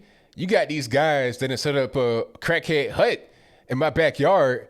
Then here, you know, it's 2 men there engaging in intercourse with each other. They smoking crack, shooting heroin, fighting, cussing and fussing in my backyard. And I can't do nothing about it. I got to just let them be here. Like, what's the point of having any kind of private property? But that's where when you get into the communism and socialism, and there's no private property, none of that is existing anymore. You are now at the whim of the state, and that's not right at all. It's my property, my backyard. I should not have crackheads setting up some kind of encampment back here, having a shindig when I don't want them to. But let's get to the next call. Let's go. All right, calling you on the line. 617, who am I speaking to? Oh, I must have just missed it. Okay. Let's get to the next. All right, calling you on the line. 347, who am I speaking to? Joshua. All right, Joshua, what's going on? What's going with you too, Avery Logan? Everything's good, man. What's going on? I'm going to keep it short and sweet. The DNC is basically cheating Bernie out again, like they did 4 years ago, and they won't learn a lesson again when Joe Biden becomes the nominee and gets defeated by President Donald Trump. The Democrat Party is a you-know-what show. It's a clown show. They don't have no leader. Their leader has been out in the violence for over 4 years now. Where's the leader? They don't have none anymore. Their leader is now a 77-year-old Joe Biden that doesn't even know where he's at. He thinks his wife is his sister. And he probably thinks he's in Florida, but he's in North Carolina. That's all I gotta say. Thank you. Thank you for the call, man. Definitely appreciate you. Definitely appreciate you, Avery Logan. Peace. All right, peace. Shout out to my man for the call.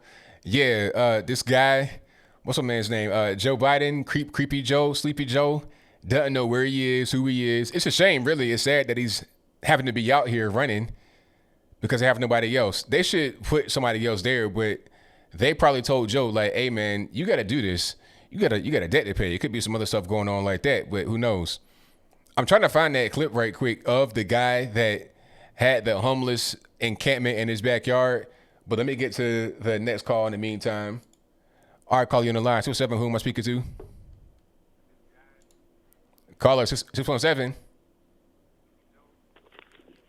Hello? Hello, can you hear me? Yeah, this is, who's this, Anthony? Yes, it is. Yeah, it's Ivan. All right, man, what's going on? I'm happy that they fired Chris Matthews. Well, did he get fired? Did he get fired or did he resign? Well, I think he fired. He got fired. Ignorant people like him should not be on TV. So, I mean, where's the evidence that he got fired? Because he didn't say that he got fired. Well, I mean, they don't want to say that he got fired. I mean, so that's your opinion that he got fired? Well, I mean, okay. You say that the rise of Bernie Sanders rise like the rise of Hitler, and a couple of days later you get fired. Pretty much you got fired because of what you said. Don't you agree? I mean, you didn't get fired before. You didn't get fired 3 months after. I don't know if he got fired or not. I saw him resign on there, so I can't say that I'd agree to a thing that I don't know. I mean, he lost a lot of you call a sponsor because of what he said. I mean, maybe they told him to resign. Maybe they didn't. Maybe what happened is he decided. Okay. Hold on. Sir, I'm going to answer the question.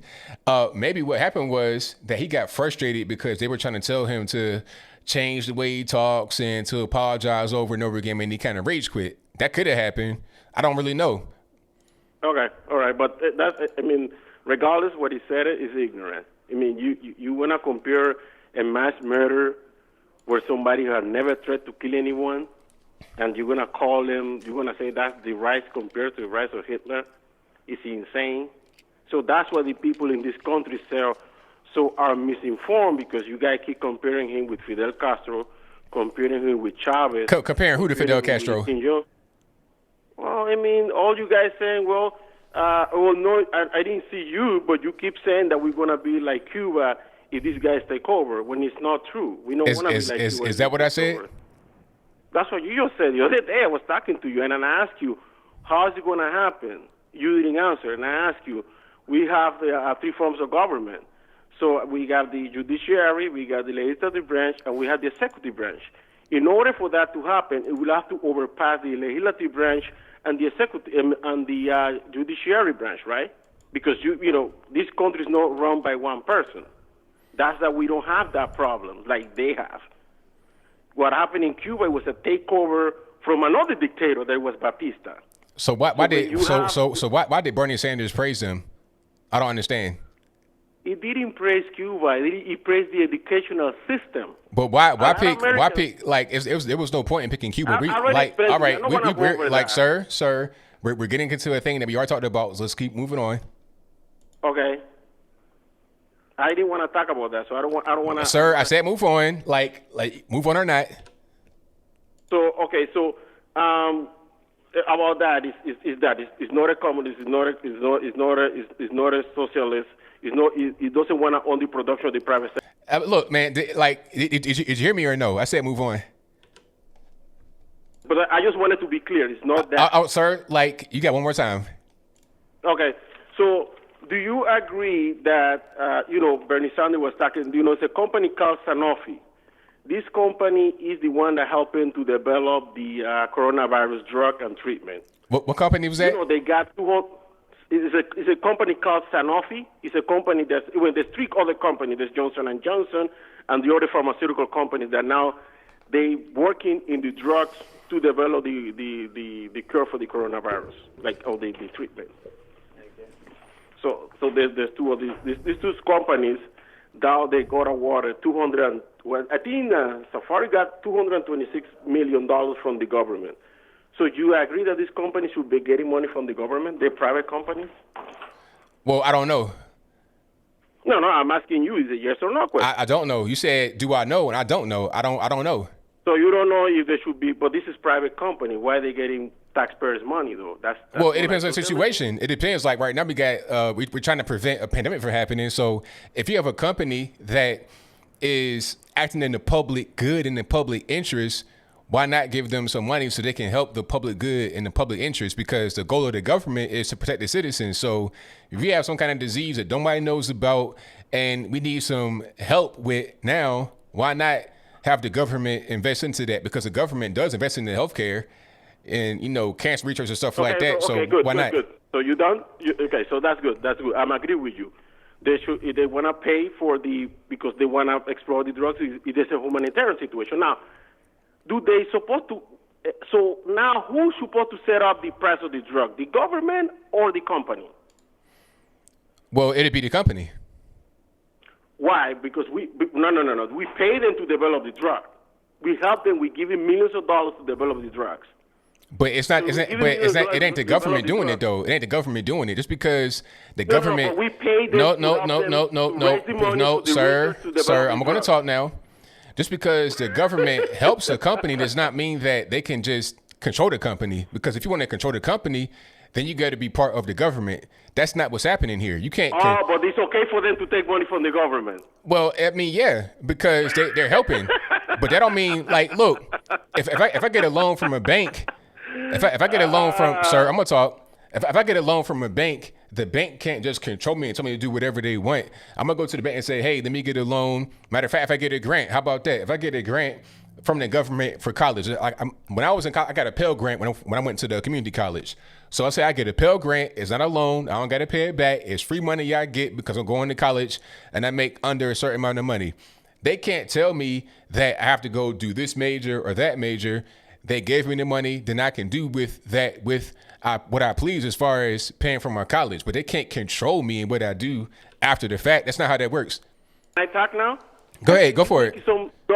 You making some dumb. Sir, look, I don't need the insults. Just say what you're gonna say about what I said without the insults. It's because you don't make enough money to go to school. It doesn't matter. It's irrelevant. The point is that they gave me money and they can't control me after the fact. That's the point. Nobody's okay. So, but you make it in a stupid comparison because they're not gonna give it a Pell Grant somebody that the parent making $1 million. You think the government gonna give it a Pell Grant somebody making $1 million? Nah, it's situational. It's situational. I can, because it's my show. I can do what I want. It's my show. You can be quiet. I'm gonna talk. They can do this because this is something that needs to happen right now. You got a public health crisis. They can assist. The government can assist. that does not mean that they can control. It's simple. Okay. So this company can set a record price for the price of the drugs. That is going to cost for the insurance. It's going to cost the government more money to buy the price of the drug, and it's going to cost insurance. It's going to cost the individuals, the people that are trying to save, more money to buy this drug. Second, though, shareholders are going to make a killing in this with this drug. So it's okay for them to take money from the government.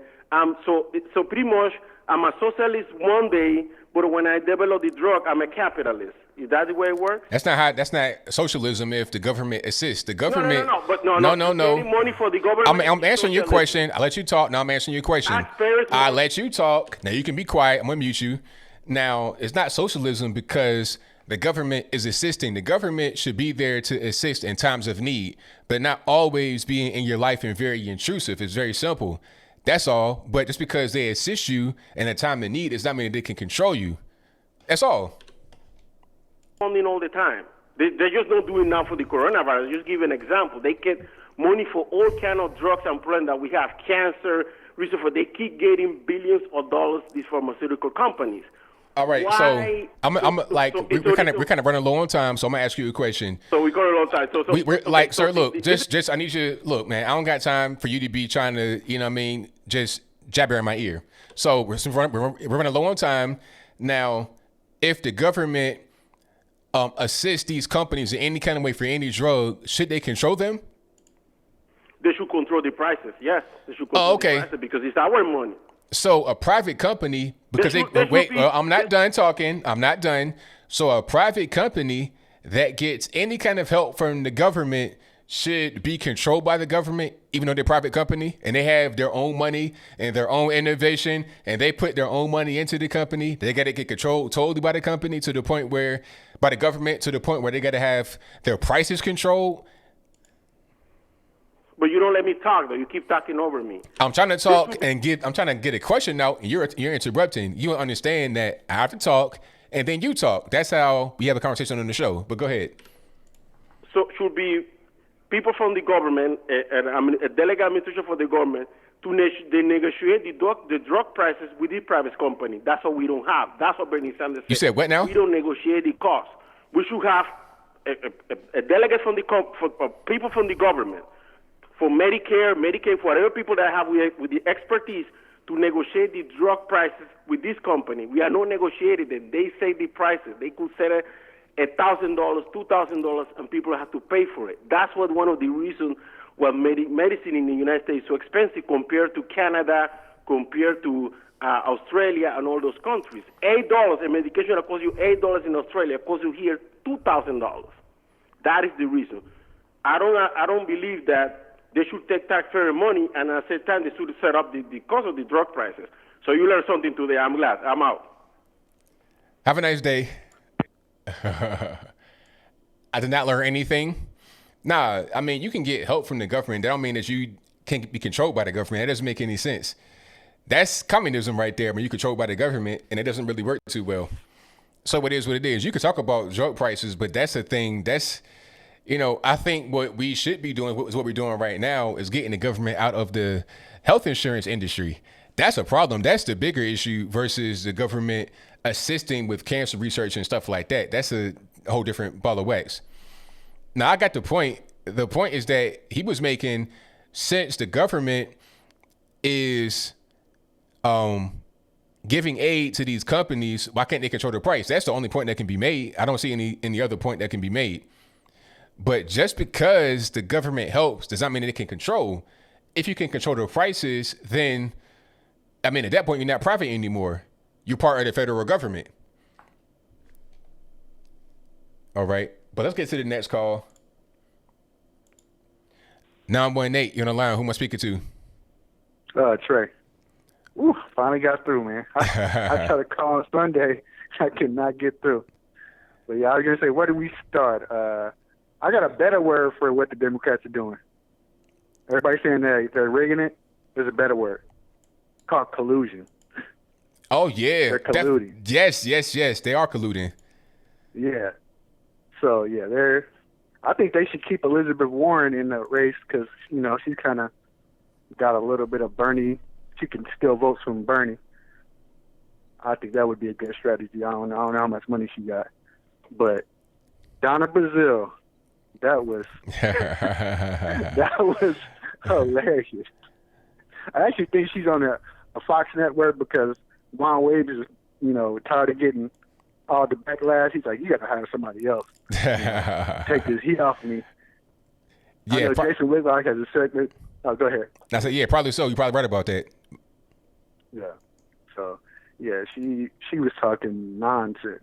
And she said that the way that Democrats do it is better than the way the Republicans do it. But the Republicans do it like you would do in a regular election. And you can kind of barter. Like if it goes to a Brooklyn convention, you can barter your votes, your delegates away. Right. I think that's better than having the people elect the person. Right. Exactly. That's more transparent than that. Right. My man Joe Biden. Oh my God. Lord have mercy. I just can't believe that he's probably going to be the nominee, and he just, he has so many, not even, you can't call them gas. They're just, just a person that's pretty much senile. And yeah. Jink actually was speaking some bit of truth in there, and I just think it's funny that normally he wouldn't say that on a regular basis, but, now that, he's a Bernie bro, and now he's like, butthurt that he actually comes out with some actual truth. Yeah, they are going against you. Joe Biden does lie all the time, and he is senile, and it took all this time. They even tried to slander him. Have you heard that? Who? He ran for Congress, or like, you're talking about Chink. Yeah. Yeah. They tried to slander him. Like, they said that, like, he was a David Duke advocate. He interviewed David Duke, and he was like, Jink is like real sarcastic. And so they clipped out a piece of the interview that sounded like he was agreeing with David Duke. And I'm like, I do not like the Young Turks. I'm like, that is absolutely false. I would never get on there and say that he's a David Duke advocate. He has a low bar for racism is, you know what I'm saying? He calls anybody a racist. So right. Why would he call David Duke? Yeah, but see, that's politics. That's the dirty game that they play, and he's realizing what's going on. If he didn't know before, he definitely knows now. Oh, he knows because he's a part of it. Right. If Bernie wasn't running right now, he'd be doing the same thing. That's right. He'd be doing the exact same thing that they're doing right now. But that first call was fire. That was crazy, but that's all I have. Thanks for taking my call, man. I appreciate what you do, man. All right, thank you for the call, man. Definitely appreciate you. All right, shout out to the caller. Great call. And thank you all for being here. I most certainly appreciate you guys. You guys on the drill. The number to call is 434-658-1220. Matter of fact, before we get to the next call, I have that video of the guy with the crackhead encampment in his backyard in L.A. All right, let's check it out. Let me see if I can get this on screen. Okay.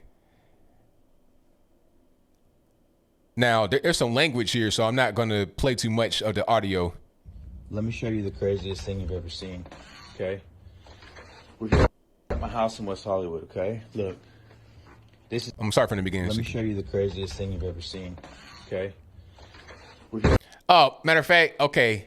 This was a prank. This was a prank. But I wouldn't be surprised. One thing I did see that was not a prank was when in LA they did a cleanup. This was like on NBC and everything. It was like an actual clip. They were on the street. They were doing the cleanup, and they're saying that the homeless are allowed to keep like 7 to 8 gallons of their property.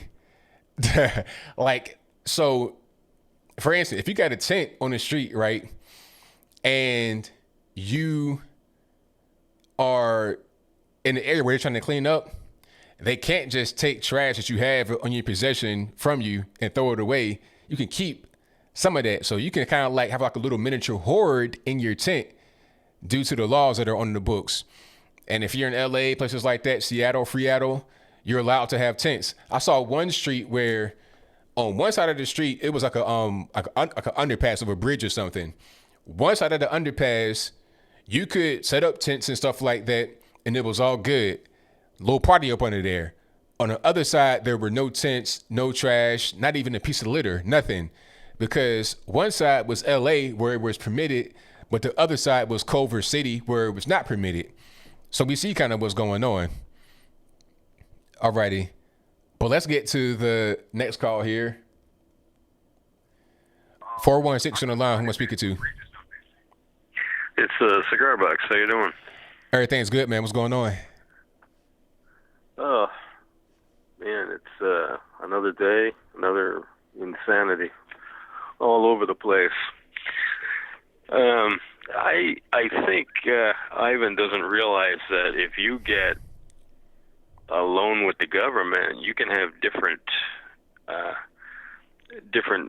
things set up. Like, it's not just necessarily we lend you money, you have to do what we say, right? Like, there could be they lend you money and you could say, well, I'm not going to take the cash if you're going to put these restrictions on me. That's right. Is it not? You know what I mean? It's not just all one way. I mean, but I wanted to talk about something a long time ago and I couldn't get through before, and it was the stop and frisk thing. And it was, I started thinking about it because years ago, I used to get stopped by the police all the time. Not always frisked, but sometimes frisked, sometimes just they talked to me, and basically I had hair like, for those who realize or remember, Mark Farner in the early Grand Funk days, pretty long. So when I got my hair cut, I never got stopped by the police again. And the point that I was going to make, is that the way you dress, everybody dresses in a way, in a manner of which they want to project an image of themselves. And if you've got guys walking around dressed like thugs, they want to project that image, not necessarily to the police, but to everybody else. They want everybody else scared of them. They want, think, oh, they're badasses. I better watch what I do around them. That type of thing. So obviously, police are going to stop them and frisk them. Do you agree with what I'm saying? Like, I think that if you just go out there dressed like the average person, I don't think you're going to get stopped and frisked. Well, it depends on where you are in a situation. It really just depends. Like, especially like if you're driving the car, you can have on like your regular stuff, like not being dressed like thugged out. But if you're in Virginia, a dead giveaway is if you have 4 adults in the car with New York plates on it. Dead giveaway. You probably here to sell drugs. Like you can kind of like tell what's going on sometimes based upon how people are moving, how they're acting. It just depends. And sometimes that's just called proactive policing, because you may see something that looks kind of suspicious. It could be just whatever, anything aside from how they are dressed, just how they're looking and how they're operating, that could be suspicious. So this is really just a crapshoot, and everybody's going to get their back up if they get stopped. Yeah. Right. I never used to like getting stopped, especially when I got frisked. But then, later on when I thought about it, I just thought, well, they don't know. I guess I do look suspicious, or else why the hell would they stop me? Right. Yeah. I never really got stopped. Like, people talk about, because you're black, you've been pulled over before, right? And people ask me that, and I was like, no, I've been pulled over, but I was speeding, and I got a ticket one time. I got pulled over maybe like 3 times in my life, in my whole life. And one time I got a warning. One time I got a ticket by a black cop, and I was speeding. It was my fault. And then another time I got pulled over It was a checkpoint, so everybody got pulled over, and I got a ticket for. I had an expired registration, and I paid like a $50 fine, and that was it. After I got it fixed, so I don't understand this whole world of, oh, you get pulled over all the time. I just don't understand that world. I don't really get it. Okay.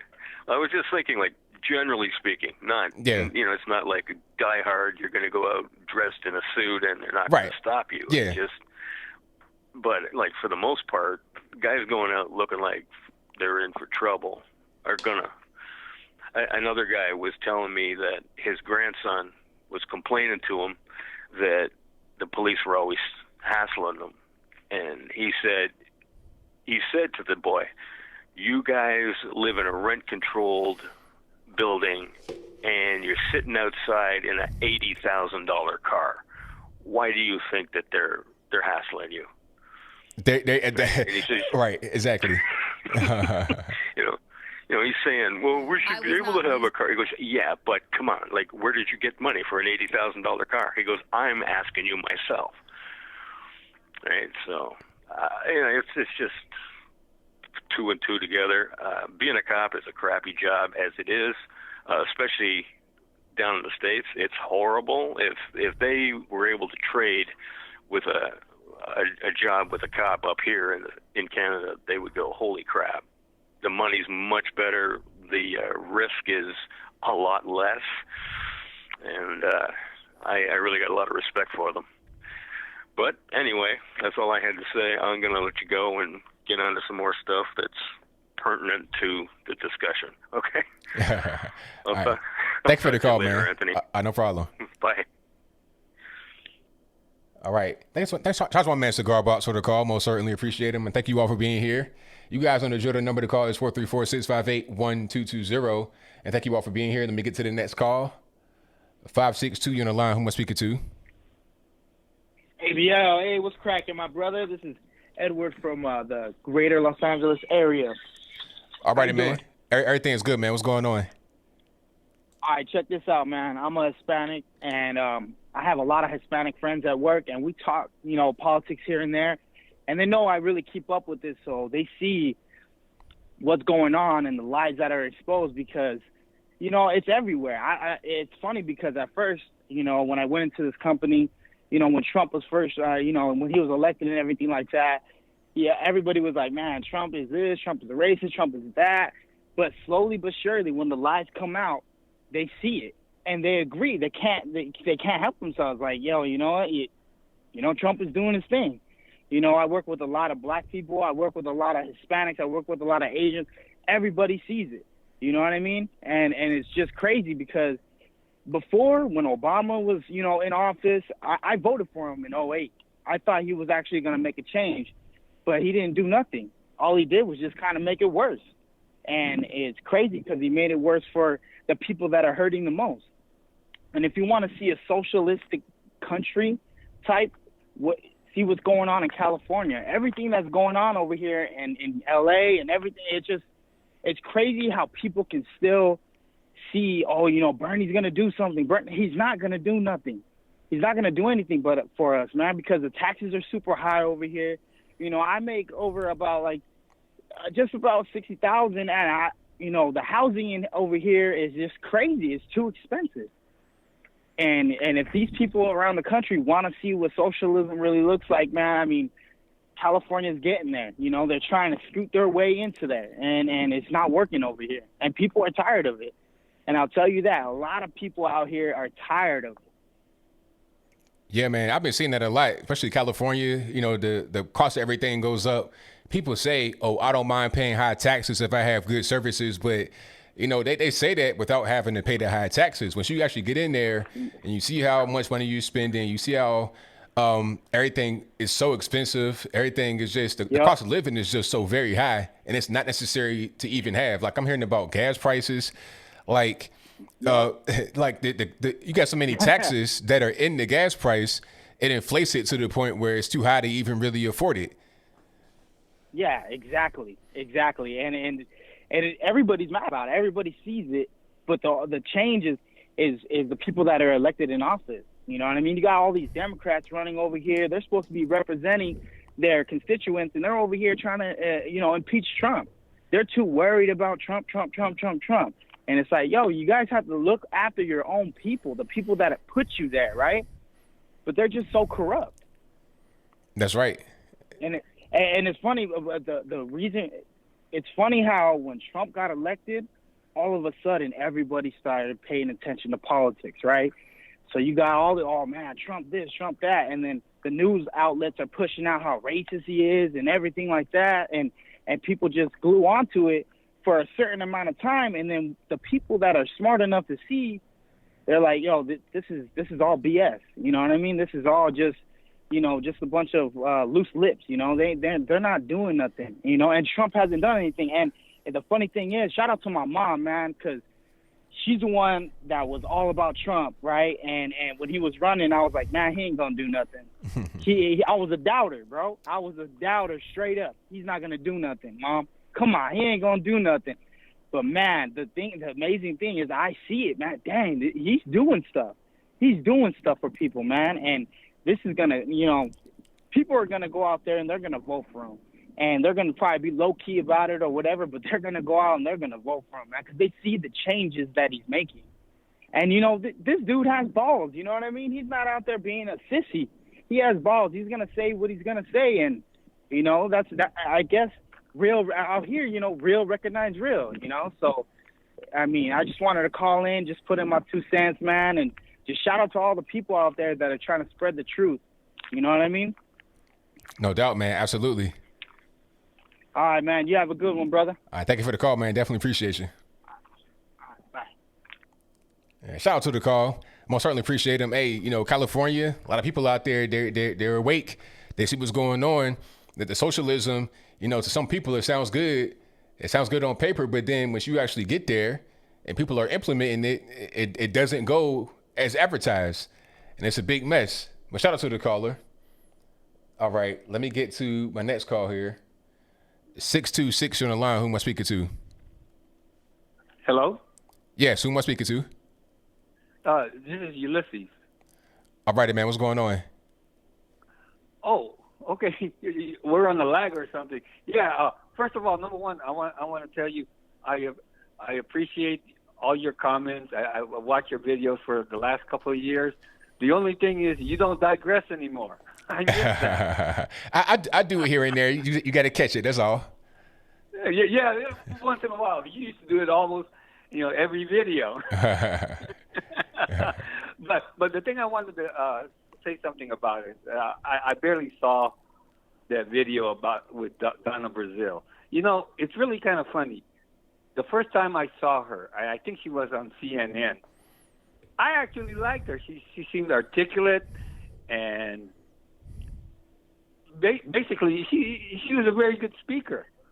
But with what happened in the 2016 primaries, I'm really shocked that she's got this this outrage about what's happening in the thing with Bernie Sanders. Now, I'm not a Bernie Sanders supporter, but I saw this with what they did to him, during the last few months of the Democratic primaries, and it was really totally unfair. And the fact that she's even being outraged by comments about that sort of situation is really ridiculous. I think that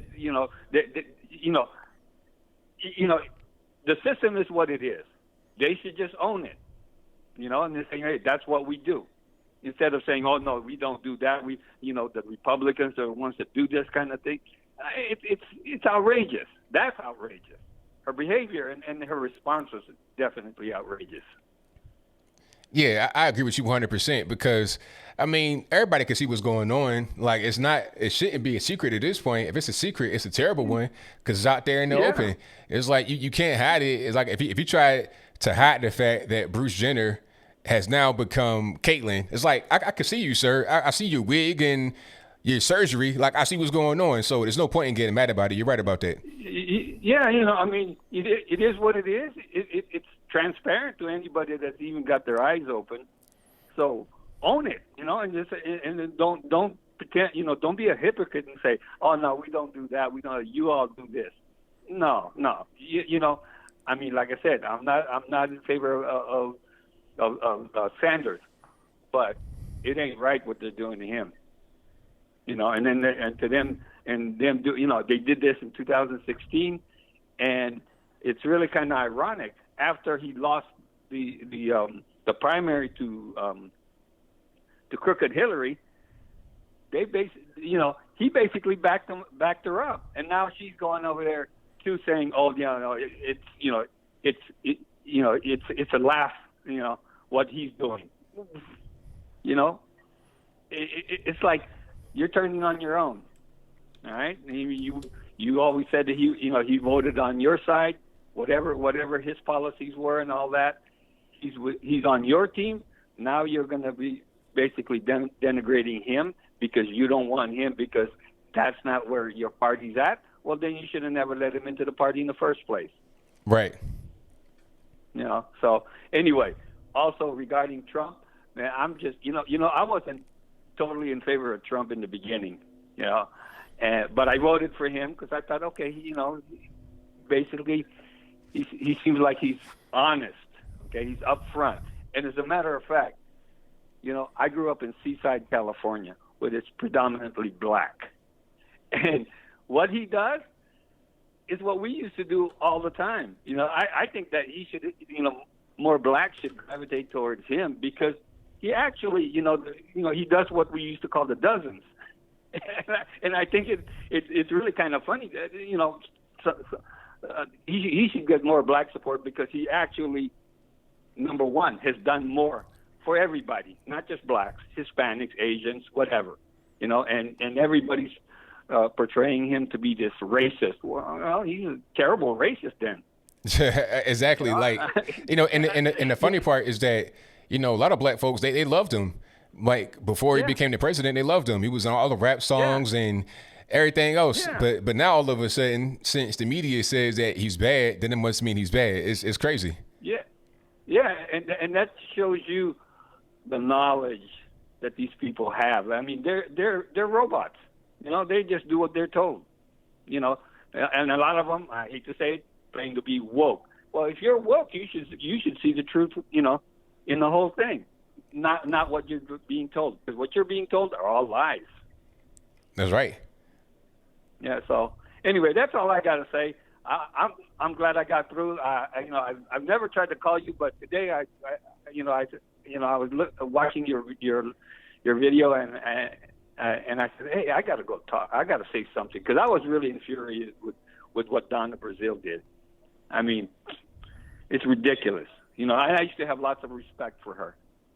Regardless whether she's on the a Democrat, what have you. I don't really play that game. I gravitate towards people that I think are telling me the truth and are going to lead the right way to all the people. So anyway, that's all I have to say. Thank you very much for listening to my rant. Okay, and I look forward for you to digress a little bit more these days. Okay. All right, now thank you for the call, man. Definitely appreciate you. All right, thank you. Bye-bye. All right, shout out to the caller. Most certainly appreciate him. And thank you all for being here. You guys on the drill. The number to call is 434-658-1220. Right there up under the screen, you see it. And let's go. 757 on the line. Who am I speaking to? ABL, what's up, man? Everything's good, man. What's going on? Yo, everything is good. All of these crazy liberals are starting to invade my hometown of Chesapeake, Virginia. Oh, really? They're coming out there now? Oh, yeah, man. Look, I'm 22 years old. When I graduated out of high school in 2016, and that was the first time that I could vote, right? Mm-hmm. And I remember I was in drama because I did a lot of theater in high school. They was talking about the election, and I said, I'm voting for Donald Trump. And, I'm a regular black guy, right? And the whole class just flipped out. The teacher was like, what did you just say? I'm like, I'm voting for Donald Trump. And they said, what? He doesn't like black people. He doesn't like Mexicans. I said, yo, How about all of y'all wonderful people that love Mexicans so much? Why don't you go down to Juarez or go down to Mexico? Just go down to the U.S. border. That's right. Yeah, go down there for a little while and see how it is. Like you said, go to Juarez. Like I've been to Juarez. Like not Juarez. I've been to El Paso. Yeah. I've been right there on the line, and people that were there that I talked to, I was asking them about Juarez, and they were talking about people getting shot up and put into the containers of acid, people getting disappeared, people getting shot in the middle of the day, kids getting killed. So it was like, okay, if you want to deal with that, you go down there. Like nobody wants to deal with that. That's why there's a border right there. You got security and everything else to keep that violence away from us. Yeah, which is nothing but that's all you hear is shooting. That's all you hear is gunshots, stabbings. Just like you said, they actually call that part Death Valley because that's where the cartel is mainly at in that one area. Exactly. So I was trying to explain. Yeah, so I'm trying to explain this to them, and they're freaking out. Girl, was a girl in my class, man. She was super progressive. She started crying, like break down, like she had to leave the classroom. I'm like, yo, and I'm trying to explain myself, and it's like, Donald Trump, he hates black people. I'm like, yo, we had Obama for 8 years, and Obama did not do anything for black people at all, did more for the gays and the illegal aliens and all of that. So I don't know why y'all love this man so much. Why? He's just black. He's just a regular biracial man. So is that what you like so much? Is that in your fantasy? Now, where'd you go? That's why. Now, where'd you go? 'Cause I went to River. I went to River. Oh, yeah, I went in the River, too. Oh, okay, yeah. So I already know what time it is in River. Yeah. Do you know Miss Schuler, the drama teacher? Now, I graduated in 2002, so it might be somebody else that was there when I was there. Oh, no, she was there, but she said she's been teaching there for 25 years or whatever. I don't know, man, but that's crazy. But, yeah, I mean, I get attacked all the time. I mean, I had somebody try to flat my tires at a Starbucks because I had my Trump gear on. That's crazy. And I'm like, I'm telling the people, I'm like, why does a shirt make you mad? See, y'all say that us conservatives, now we're violent, now we're racism, not racism, now that we're racist against everybody, but you're literally out here with a knife running around in the parking lot. Right. Like, I don't understand. And like last caller, nobody had an issue with Trump. I've been watching Trump since The Apprentice, since I was a little kid. So Donald Trump has been like one of my favorite people for years. Like, he knew all the rappers, everybody talked about him in the music and all of that. And now all of a sudden, man, this man is racist. Why? Because the Communist News Network tell you who's racist and who's not. Like this world that we live in is crazy, and especially when it comes down to Bernie Sanders and the $15. I have to explain to people what $15 would do. The same world that you see in Chesapeake, Virginia, would not happen. You know why? Because everything's going to go up. Rent's going to go up. All of that. If you break down the taxes and all that, you're still going to be making $7.25. Exactly. Once your rent goes up, your food goes up, everything goes up. You won't have improved at all. You would have made a lateral move at best. And if you don't have any money and no income, you'd be worse off. Yeah, it's crazy because, like I said, I'm 22. Now, I live by myself. I own my own business. I got a car. I live in a really nice house and all that. And people like, wow, I wish I could be like you. Why don't you put in the work? Except drinking, going to the club, smoking weed. Why don't you start building on a skill that you can make money off of?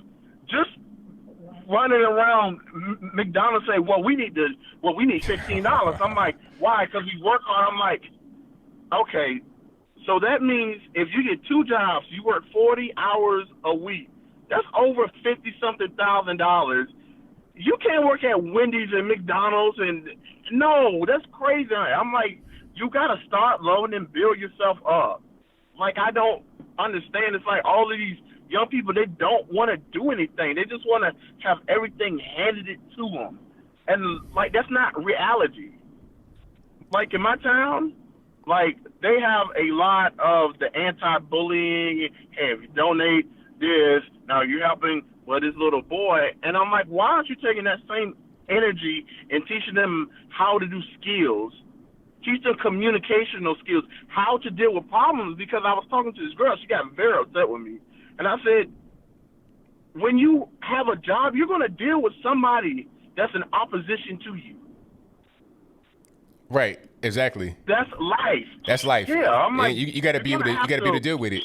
Work and yeah. It's like I watch a lot of your debates, which I crack up all the time because those people be doing too much. I'm like, we have a world full of people that will not agree with you, but you need to stay calm, cool, and collected. I've never seen you, ABL, go off, say nothing crazy, talk about somebody's mother and all of that.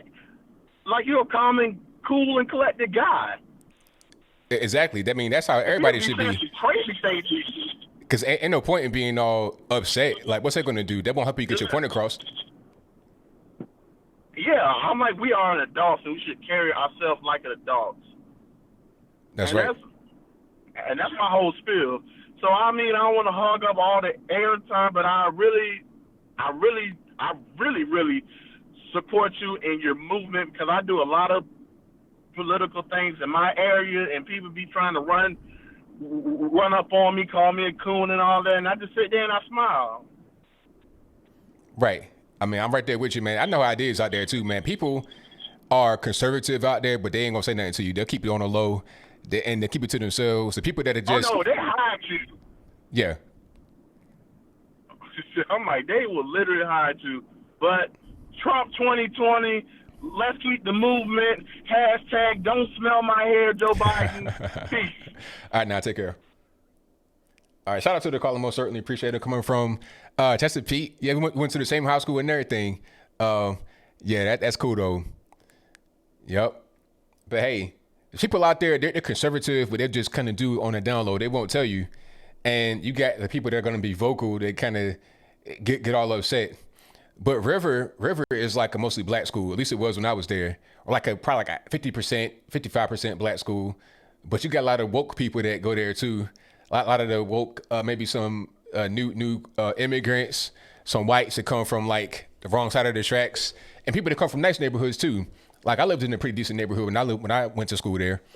So you got like a little mixture of everybody, really. You got some poor kids, rich kids, white, black, Hispanic, Asian, a little bit of everybody. But I can see how you have like a progressive lean there because people, but once you go a little bit further south, like Hickory, it might be a little different. But let's get to the next call. 712, you on the line, who am I speaking to? Hi, Anthony. This is Alan.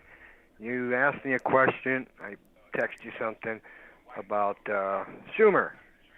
Schumer was saying something. He was at there's a rally that was going on at, I guess, the Capitol, and it had to do with I guess there's an abortion lawsuit coming up right now.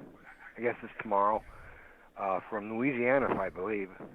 But anyhow, he was saying something like he pointed out our last two Supreme Court justices' names, Gorsuch and Kavanaugh, and he just basically said that there's going to be a whirlwind of coming after you. It's like, is that a code that basically you want? Like, there was just seen something just recently. I think it was in one of your videos that basically of a Black Lives Matter group going up to an assistant attorney general in California, and he comes out with his gun. Is this what he's trying to make a code that he wants people to go and, just like Walters too, get in their face and stuff like that? So that's what it's kind of it seemed like to me, okay? Do you follow me on that? Well, I'm not really sure. So are you saying that it was like he shouldn't have done it? What's that? He should not have said that. you don't point out somebody's, he just says, you guys better do this, is basically what he's saying to the Supreme Court. You guys better do this, or the whirlwinds are going to come after you somehow. Oh, okay. Like that. I see. You see what I'm saying? I see. So it's like, you see, and I kind of brought that up with the California, where that guy, I mean, for one thing, I'd done the same thing if I was that gentleman. Right. And her to apologize, I said, no, we're not going to apologize. You come to my place, your life's in your own hands. I mean, you have no right to be on my property. But, and she just, anyhow, that one. But I kind of wanted to I just want to kind of let you know that's kind of what I heard. I was disturbing. Kind of wanted to bring up a little bit about Biden here. You were talking about, and you're right. I mean, do you think Biden's, maybe they're thinking about trying to go for when let's say Biden does win the Democrat convention, and he's on the stage with President Trump. And I know that President Trump's going to rip his butt. 100%. You think he's going to try to play? You think he's going to try to play the victim card here? Who, Biden? Yeah, I'm dumb. I mean, I'm losing my mind. Do you think that could actually kind of try to play into where, oh, the poor Biden, he was so torn up by President Trump. He's such a meanie. Look at the poor victim of Joe Biden. Do you see where I'm coming with this? Yeah, I understand where you're coming, but I mean, I don't think that he would do that because they won't. When I say they, I mean the Democratic establishment. They won't allow that to happen because at that point, you might as well just say, "I give up. I throw in the towel," because you're going to be finished. You can't come from a place of weakness like that and then expect to get people to vote for you. I mean, that might work if you're just a regular person, but to be running for president, nah, you can't be weak like that. You got to have some strength. So he'll have to fight back. I mean, I'm just saying if he just wiped up the floor. So, and then with Biden here too, I mean, I also typed in there, Bezos. Okay, he just got done appointing Bezos as a gun czar. Interesting. What was the deal he made with Bloomberg, I wonder? What's the deal he made with Buttigieg? Klobuchar, what's the deal with that? What type of backhand or backroom, smoke-filled promises did they make for these people Biden did? So, just curious. Right, it's a good question. You know what I mean on that? And then with the Turks, you know what?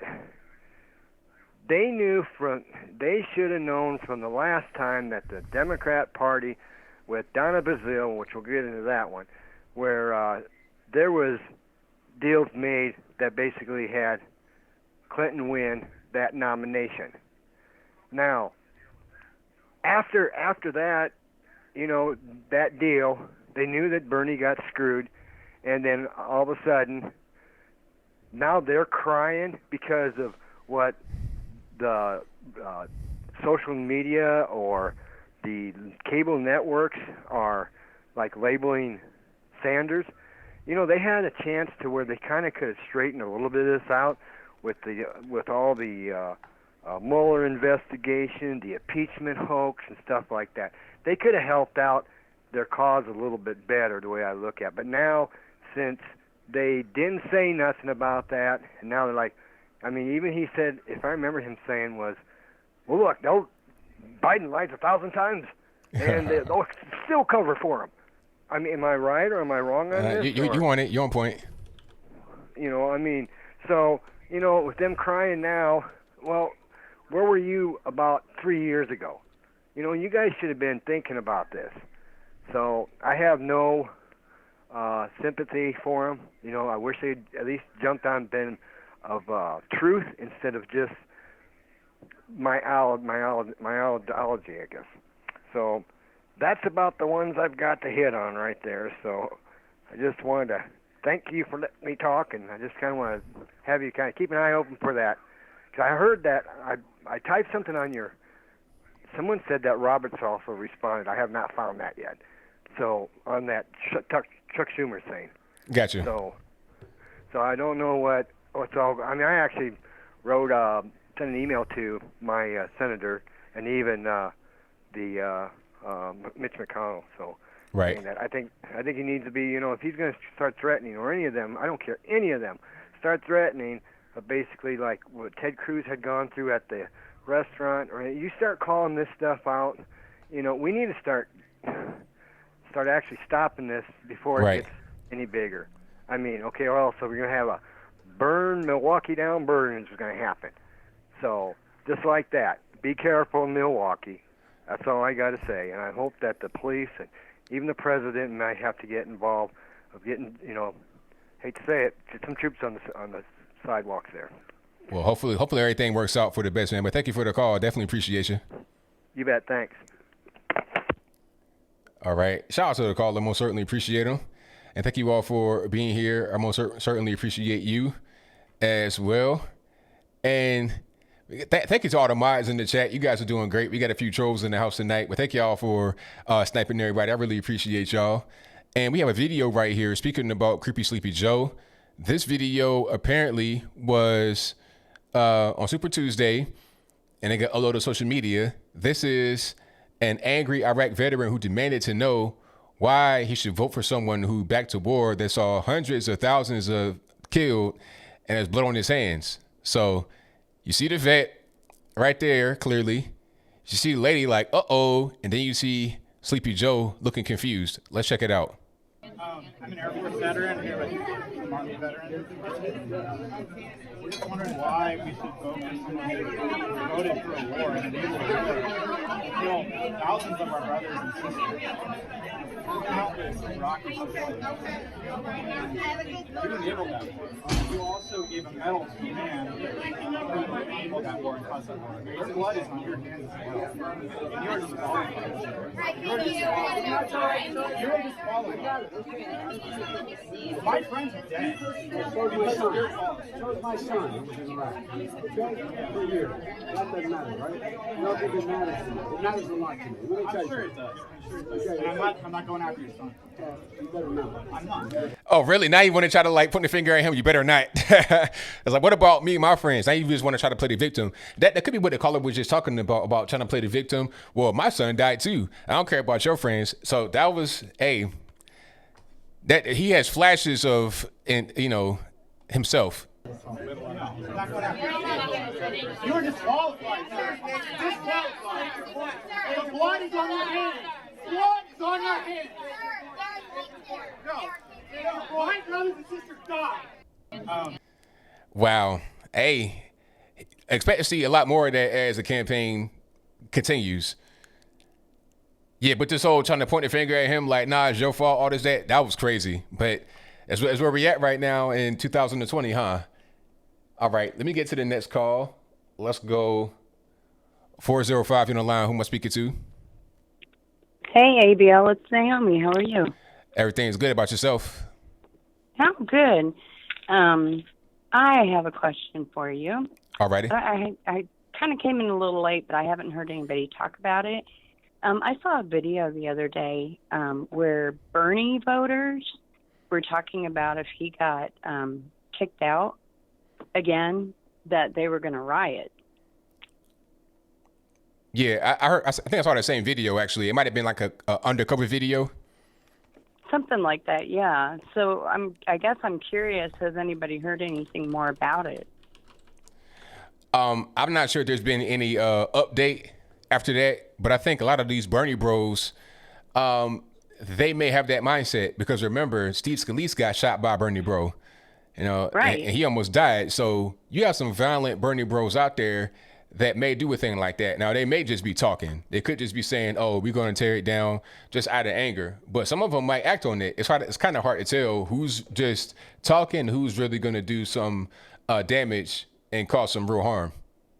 Yeah, well, that's, they just, a lot of his voters, and I'm not trying to be rude or anything, but they just seem really, way out there. And like they're ready to hurt somebody.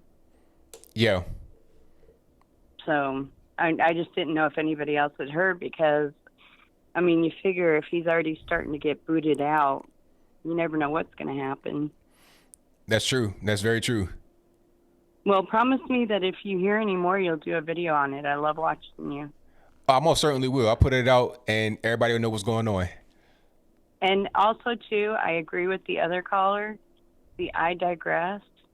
It's famous for you. You know, you got to do it more. Well, I'll make sure I will. All right. Good talking. All right. Thank you for the call. Definitely appreciate you. All righty. Bye-bye. All right. Shout out to the caller. Most certainly appreciate her. And let's go ahead and get to some more calls. The number to call is 434-658-1220, as you see right there on the screen below me. And let's go. All right. Make sure I got it. Okay, cool. 607 on the line. Who am I speaking to? Good evening, ABL. This is Chuck speaking. All righty, man. What's going on? Not a whole lot. First and foremost, what I talk about is how do I say this? It looks like, I apologize. The first thing I want to talk about is, like, as far as I understand, you live in Tennessee. All I can say is it looks like hopefully that everything went well with you, mainly considering the fact of what happened in Nashville with the tornadoes. Oh, yeah. That was very sad. That's actually about 2 hours away.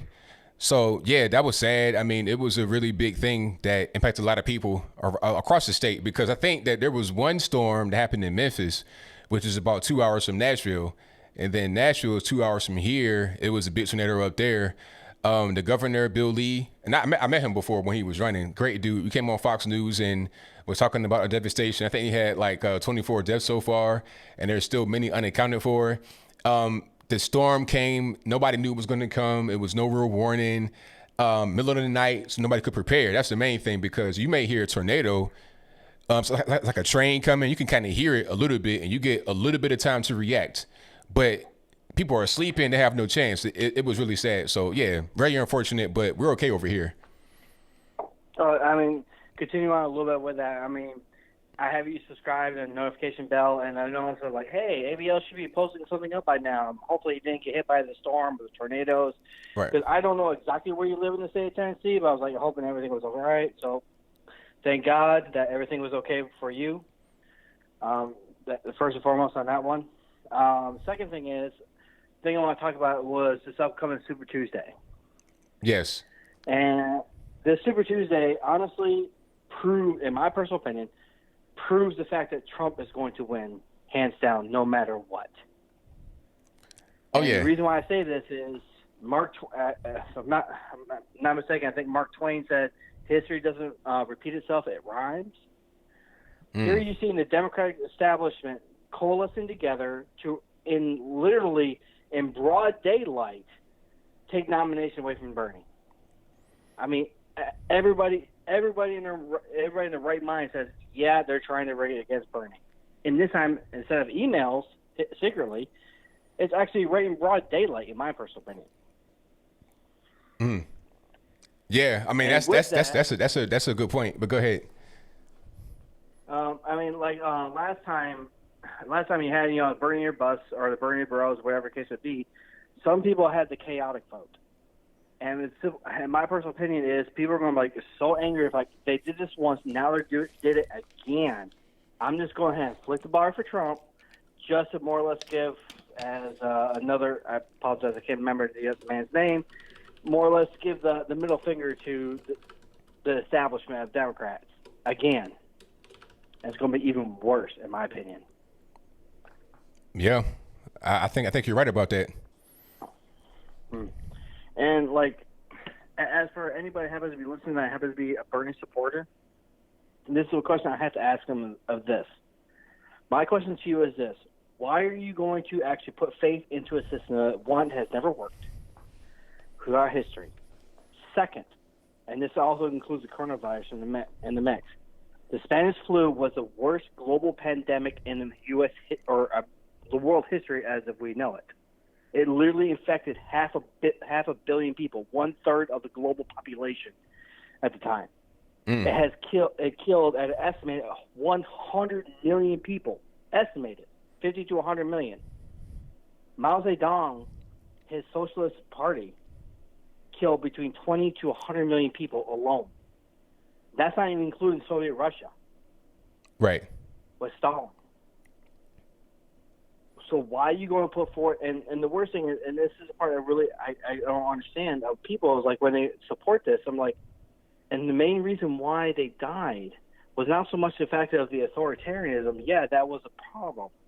But the number one cause of their death was starvation. Yeah. So that's why I want those Bernie supporters to really think about it. Like, Bernie literally said, yes, waiting in bread lines is a good thing. Trust me, it's not. I've been there, done that here in the United States. It's not fun. It's not. I mean, think about that. You're literally waiting in line to eat because you're starving. And that's what the government will do to you, because the government can never function. Rephrase. The government can never do a business correctly. It has been proven the fact ineffective throughout history, even of the 1800s. The first railroad system, it failed. It's not efficient. Period. I agree. And I apologize. I'm going to make this one last point, and this for Medicare for all. Throughout history, we have physically seen a Medicare, full 100% government-run Medicare system. And we have seen how much has failed, or ineffective, or useless it was. We commonly refer to it as the VA. People died waiting to see a doctor. Do you want that? Yes or no? No, I'm good. I'll pass. I mean, yeah, capitalism system's not perfect. That's true. It's law of the jungle. I'll admit to that. But this socialist idea will literally, it's just a horrible idea. It's not worth it. It really isn't. That's right, man. Well, Last go ahead, man. Last comment. Thank you. Last comment, ABL. I'm glad the fact that you made it through that storm, this, that, and the other all well. And this is one comment for Red Pill Barista. My question to you is, what are you going to call yourself now that you don't work at a barista anymore? maybe you should start thinking about YouTube channel before all censors. He definitely should be doing some YouTube, because he's great. Yeah. Nevertheless, ABL, thank you very much for your time. I know you got other callers. Have a good yourself. Great evening. Thank you for the call, man. Definitely appreciate you. Bye-bye. All right. Shout out to the caller. Most certainly appreciate them. And thank you to the super chatters. You guys have been great. Thank you to Miriam Fidel. Oh, I read that one already, but thank you anyway. Thank you to Cheryl Utley, who says, you are amazing with the emoji. I appreciate you for your very kind words and your donation.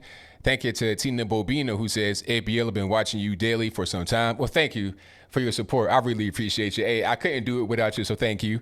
Thank you to Edward Sandoval, who says, ABL, keep up the great work. Well, thank you for that. I most certainly appreciate you. Shout out to Claudia Dawkins, who said, thanks for being you with the emoji. Well, thank you for being you and your support. I most certainly appreciate you.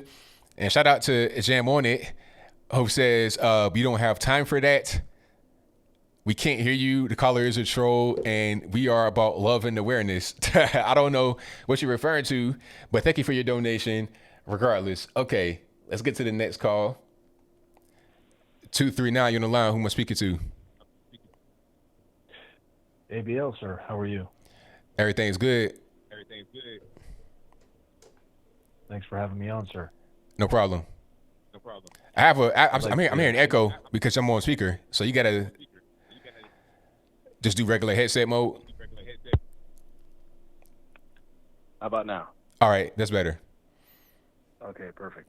I'd like to just piggyback on the last caller.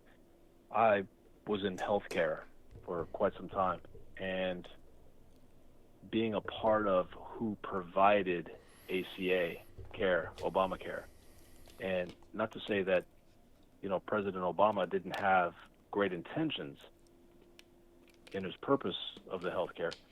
However, for me, I'm 48, so when Obamacare came out, I was in a position where my healthcare went from $250 per se for myself to $650 at the best plan. So here we are in a position where I'm being forced to pay for healthcare And if I can't afford it at the end of the year, I'm then charged for paying for it.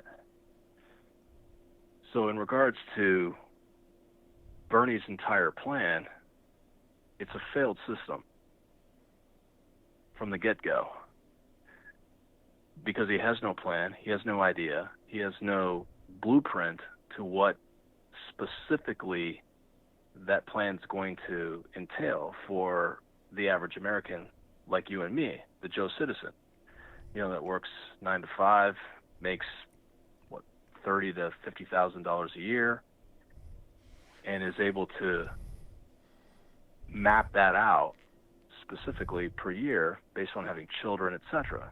So voting for Bernie Sanders is an unknown, if you will. My take on that. Well, I think that it most certainly is an unknown, and people recognize that. That's why he won't necessarily be performing very well on Super Tuesday. They're not, his policies just are a little bit too far out there. I've heard that a lot from a lot of different people on the left, that it's too far out there and they're not comfortable with voting for him. It's the unknown. Absolutely. So not to say that Trump's perfect, because we all know he's not. We're all human, right? Yeah, there's no person on planet Earth that's perfect. Exactly. So when you take into consideration, you want stability, at least have a mental rock solid path forward. And Donald Trump is obviously not perfect, but we love him for the fact that he's brash and he puts it out on the line and he's able to relay that. However, when the reporters say, Bernie, how are you going to pay for it? And he says, well, how much time do you have? In the interview that we all saw, right? Yeah. So there's no specific time frame. There's no specific, tax rate, etc. Like, what does that entail? And, they compare that to Venezuela. They compare that to other, specific socialist scenarios. Yet what baffles me, ABL, is that he is receiving votes, yet they don't want to specifically look at policy. They don't want to break it down. They don't want to look at the data, because the data with President Trump is bold-faced, black and white, on paper, in your face. It's there for you to read, and you can't deny it. What baffles me is how people are willing to give him votes based on that data not being relevant, just because they don't like the bad orange guy. You know what I mean?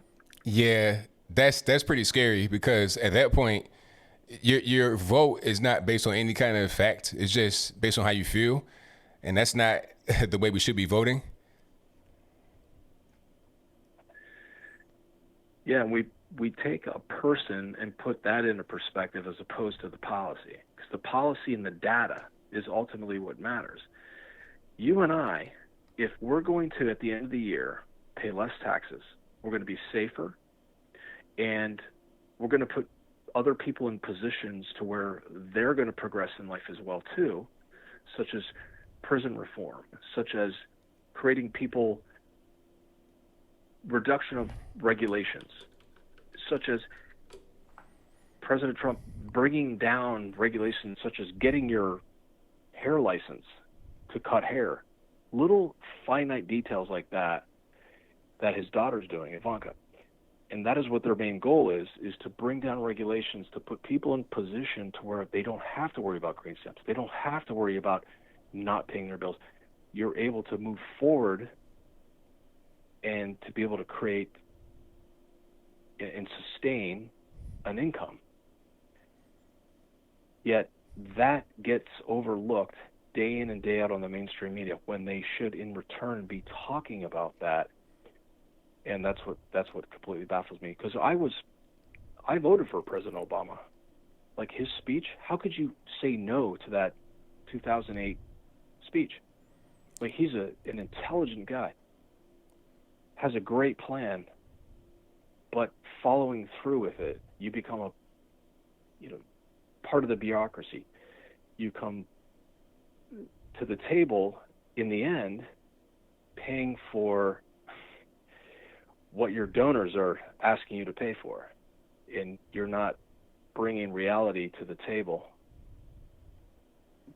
So, in conclusion, I would say, as much as you may not like listening to President Trump, at least he's got a spine made of iron, and he sticks to what he says. That's right. So, that's my take, ABL, and I appreciate you having me on, my friend, and keep doing what you're doing, sir.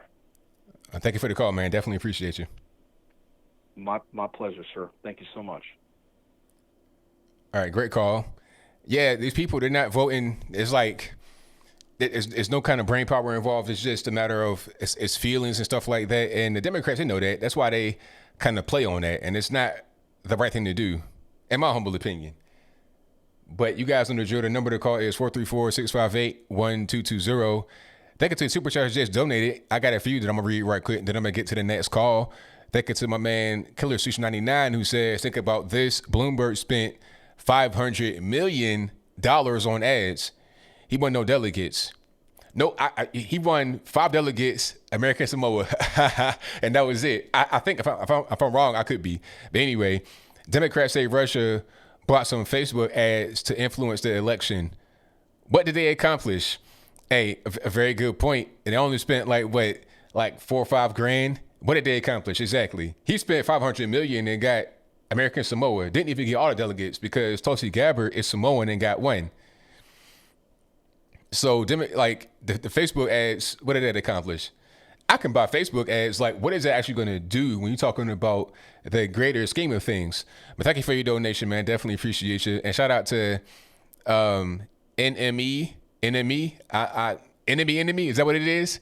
For your donation, I most certainly appreciate you. And shout out to Luffy, who says, hey ABL, recently started watching you and became a fan. Love your work. Keep it up. Well, thank you, man. Definitely appreciate you. Shout out to Chief Raka for the donation, who says, peace, ABL. I appreciate you for your donation. Most certainly appreciate you, boss. All righty. Let's go ahead and get to the next call. 214, you're on the line. Who am I speaking to? 214, if you're speaking, I can't hear you. All right, 214. I don't know what's going on, but try again. I had to get back to some other time. All right. Sorry about that. I don't know what happened, but my sound was on and everything was working, so I'm not really sure what's going on. Let's get to the next call. Let's go 918, you're on the line. Who am I speaking to? This is ABL. Yes, it is. Who am I speaking to? Hey, this is JB Scotchman calling out from Oklahoma. What's up, man? Everything's good, man. Can't complain. Yep. I just joined. I didn't know what you guys were talking about before, but I think I want to talk about Joe Biden. What do you think about his sudden surge in the polls on Super Tuesday here? You said what now? What do you think about Joe Biden winning lots of delegates on Super Tuesday? Well, I think the states that he won, he probably was projected to win. I think the only surprise was probably Texas because they was like polling Bernie. But, the funny part about what happened with Joe Biden is that the states that he was able to get delegates are mostly conservative states. So when it comes time for the general election, it won't even matter. His success will be wiped away because he'll lose those states in the general. That's true. That's very true. I think it's pretty clear right now. It's going to come down to Bernie and Biden, and Bernie is.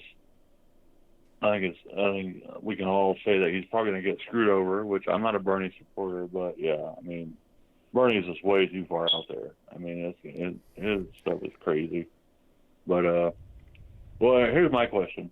How bad do you think Trump is going to beat Biden in the debates? Oh, it's gonna be unfair, like I was saying earlier. Like, it's gonna be, if you put a tomato can or a punching bag in the ring with Mike Tyson, in 1988 at his prime, when he's knocking guys out with one punch in the first 10 seconds, it'd be like that. It'd be to the point where it's not even fair. It'd be like Apollo Creed, throw in a towel, please save me, don't beat me up no more. It'd be bad because, you know, first of all, Trump was very good in 2016 because originally I was liking Ben Carson. I liked Ted Cruz. When Trump came out and said he was going to run, I thought he was just playing. I didn't think he was serious. But then when he went out there on the debate stage, everybody fell one by one like dominoes. He was just rolling through everybody. And these are great men that he was able to defeat in the primary process through the debates. So if he was able to do that to guys like Ben Carson, a brain surgeon, Ted Cruz, Marco Rubio, Jeb, all these guys, Joe Biden has no chance at all to even perform well, let alone win a debate with Trump. Yeah, it's going to be awesome. I mean, this is like the, I've been thinking recently, like politics, I consider myself, I'm not Republican or Democrat. I've always been independent, I wasn't a big fan of W. Bush. I actually kind of supported Kerry in 04. 08, I was all about Obama, loved him. You know who I liked in 2012? Herman Cain, man. I like that 999 deal. Yeah. I really did. You know what? But I think they kind of screwed him over, too. But you know what? Trump came in. Trump has changed politics in this country forever. You know what? And you can see with Michael Bloomberg, he was trying to mimic what Trump did. He's a billionaire. He's from New York. You know what? But he failed so bad. He failed so hard. He can't meme. The Democrats can't meme. Right. And I love that. It's just incredible how Trump bypasses the fake news and goes straight to the source. Twitter. And when he goes on news conferences, he's speaking directly to the people. And that's what we've been needing in this country for so long. It's so refreshing. It's just anyway, that's all I'm calling to say, man. I can't wait for the debates. It's gonna be so hilarious, But anyway, man, love your channel. I'm glad to see you're getting more subscribers. You deserve it. I love that you have people call in too. That's something that more people need to do, on YouTube. I love it, man. It's like old time radio, Absolutely. I love it. Well, thank you for the call, man. Definitely appreciate you. All right, man. All right. Shout out to the caller. Most certainly appreciate you guys. And yeah, please fix the battery. Like, shout out to the caller. No disrespect, but please fix the battery. Please. Because, I hear my dad's voice in my head. My dad was a firefighter, 22 years, retired as a captain. I hear his voice in my head saying, you gotta get the battery, check smoke detector, smoke alarm. That's what it is. It's smoke detector. It's running low on the battery. Get you a 9-volt battery, replace it, and you good money. You won't hear the beeping no more. But shout out to all the callers. I got a few more. I'm gonna try to get on the line. Let's go to, hold on. Let's try 239. You're on the line. Who am I speaking to? Hey, ABL. How are we doing? Everything's great, man. Can't complain. I got a little bit of feedback in the background. Yeah, because I'm listening to you at the same time. I'm sorry. I listen to your show all the time. All righty, man. But what's going on? Not much. I'll make this very quick because I know you got a lot of calls. Oh, man, what a week we've had with everything from Tom Steyer dancing to back that thing up. Yeah, that was crazy. It's like, sir, what are you doing? Like, this is not the time for that. This is inappropriate. You got kids watching. Come on, man. That's how you was going to win the black vote. Didn't work. Man, Joe Biden killed it for Bernie Sanders. But here's the question I want to ask you. Here's what I wanted to ask you, okay? People are saying that, you know how Trump, they say, like, plays 4D chess and things like that? Yeah. You know how they say, like, oh, I think we were having a discussion about this in school the other day. I'm in college, right? And we were having a discussion about this, me and my conservative friends. We said, what if Trump had purposely, and I wanted your take on this. What if Trump had purposely done the whole Joe Biden thing because he knew it would come down to Bernie and Biden?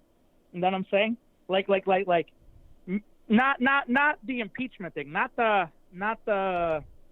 I'm not saying that he was looking into Joe Biden for the candidacy, but earlier he was, you know, when they talked about Joe Biden, they asked him, he said, quid pro quo, by the way, guys, it's a quid pro quo. You know what I'm saying? What if he's like purposely saying that they're taking away from Bernie and stuff to get the Bernie bros to bring back Hunter Biden and bring out all the scandals with Hunter Biden? Trump is the ultimate politician, although he was not one before he came into office. He's better at being a politician than politicians have ever been, because what he does is create situations where people can join together. You know, this whole, you know, the whole MAGA movement, everybody from all over the country, all over the world are in on it. They are feeling like it's a community. They're a part of it, and it's great. And the thing he's doing with this whole, they're taking it from Bernie again, he's getting the Bernie bros on his side. So now that's what I'm saying. That's what I'm saying. You think that's what he's actually doing? Oh yeah. That's the whole point. Like, because when you're trying to become the president, your whole objective when you're running is to get everybody on both sides on your side as much as possible, without being, you know, just doing things that you don't want to do, like talking about abortion being okay. You want to get, like, that's why I say Bernie can't win, because he's a commie. You can't go from commie to centrist, and you got to become more in the center when you're trying to become the president, because you got to get everybody on all sides down with you and get as many votes as possible to win. That's what he's doing, and he's going to be successful at it. Right. Well, the thing that I want to know with you is do you think that he is doing this so that the Bernie bros and the left, that part of the left, brings back up Joe Biden, brings him up again? Because I don't think he himself is going to bring up Joe Biden, because then they're going to, the media is going to try to cover it and stuff like that, because it's all Republican stuff. But I think what we were talking about, me and my friends, were that he's trying to push the Bernie bros into bringing back Joe Biden, Hunter Biden. Know what I mean? Yeah, I mean, that could be it. That could most certainly happen. I mean, it's right there. It's an obvious layup, because he can just put it on Twitter. He could talk about, you know, they're trying to steal it from you again. Here's what Joe has done. And it's out there. It ain't just Trump saying it for the very first time. He can just put it out there again, retweet some old tweets, and then boom, you got the Bernie bros talking about Hunter and Joe. They'll go to the events and talk about Hunter and Joe, to Hunter and Joe, or just not Hunter, just Joe by himself, because Hunter's pretty much in hiding. But they'll talk about it to him. They'll bring it up, and he has to be able to answer. And if he can't answer, or if he gets kind of triggered and butthurt, it's going to work against him. Right. Now, my last question, this one's a real quick one, and I'll let you go. In a debate between Biden and Bernie, who do you think would come out the winner? Biden and Bernie, wow. I think Bernie would win that, because Bernie still has his mind, and Biden does not. Very true, but they don't have anybody to excuse them from fighting with each other. Right. Oh, all right. So you got it on Bernie. I got mine on Biden. Just to get the media behind him now. But anyway, thank you, ABL. Thank you for everything you do, man. I love watching your show, and I love to just work here and watch your show, man. It's one of the greatest things I have, man. Thank you. Thank you for the call, man. Definitely appreciate you. Yep. Have a good one. All right. Great call from my man. Shout out to him. Yeah. Bernie still has his mind a little bit, although his ideas are crazy, off the wall. He still has his mind a little bit. So shout out to him. Let's get to. All right. Unknown caller. You're on the line. Who am I speaking to? Hey, ABL. It's me, Lance, a.k.a. Sir Chalice. I called in a couple times. How you doing, man? Everything's good, man. Can't complain. Wonderful. I hate being like the late caller tonight, because you got to make it quick, but it's all good. I just wanted to celebrate. You know, it's good time. Not a lot of controversy, just about the election and all that stuff. Because somebody said something about the emotional and people voting, and what people don't understand, man, is like a lot of these people. When you look at somebody like Bernie Sanders, and I say to people like Bernie, I say, listen, this is what Bernie need to do. If Bernie want to become president, he can't become president. He can't become a prime minister, though. He has to go back in time, born in Canada, run, he would win. They would love that dude. Because this guy, every time I hear him talk about his talking point, you know, they all have their talking point, right? Like, you know, they talk about whatever, they bring up the same stuff, and he talks about, like, the healthcare system, and he always brings up Canada, and he has no idea what he's talking about. As an American that's lived both in Canada and the U.S., the problem with a lot of people is reading is one thing, going to school is one thing, living is another thing. And that's one of the things I'm proud of, that I've had a chance to live in different countries and live in different places all over the world. Because until you go there and live there, you don't know what you're talking about, right? What a lot of people don't understand about their healthcare system, each tax-paying individual pays $25,000 a year. It's not free. There's no such thing. They don't tell you that, right? That's right. And so what you have, well, I'm sorry? I said that's right. You're right. What you got in a country like Canada, man, is that you've got it's a wealthy country, but the people are not wealthy. You can't live when you're paying $25,000 to $35,000 for healthcare. It is I call it a timeshare that you can't get out of, right? Yeah. And this notion that healthcare is a human right, first of all, they're not saying it right. Free nothing is not a right for anything. You see, the most successful countries in the world has no income tax, period. Because taxation is illegal, but we're not going to get into that. Because the first mistake we made as a people, as the American people, as the Canadian people, as the North American people, was allow them to sell you the income tax program. Once they did that, they were able to take away many rights. Just like I heard that there's a gun guy, another brother that does stuff about guns. I can't remember his name on YouTube, but he talked about the gun rights and how much they've taken away. And he says, we're going to need some of those rights back. Because if you look at the Constitution versus the gun rights, all the stuff they're doing is illegal. There's a lot of rights. That's a problem with government, right? They get away with it because they're government. And people don't understand there's more of us than them. But when you start talking about more of us than them, people get scared because they say, oh, you're talking about anarchy, you're talking about war. No, the government should fear the people, not the people fear the government. And that's what you got right now in just about everywhere. Now, Trump came, Trump shook it up. That's why Trump won. You know, the American people saw Canada, saw Finland, saw Sweden, and said, look, we don't want none of that. And they spoke. And I'm trying to explain that to people. That's why Trump won. The problem is, though, after Trump, what next? Because he can't stay in power forever. Right? I would like to see a man like Larry Elder run for president. But the problem with that is you don't get anything done at that level where you really need to get stuff done. So if I look at you and say, ABL, go run for office, I'd rather keep you where you at. As much as I know that you running for office might be a great thing, for some reason I feel like you're just going to get lost in all that. Because you don't really get anything done. It's just, Trump got lucky. Because he went up in there and he talked about the swamp. Bloomberg, swamp. Bernie, swamp. Hillary, they all swamp. They've been around forever, man. He went up in there. Everybody laughed at me when he said he was going to run. I said, look, that man going to win. They laughed at me. I said, he's going to win. And because of Finland, Sweden, all those countries, Canada, all of that, mark my words, you will never see a liberal in power in the United States for another 32 years. Yeah. That is my bet. You won't. And I tell people that, just like in Canada, they will never see a conservative for the next 50 years, if they're lucky. Because they went the other way. They won't. America dodged the bullet.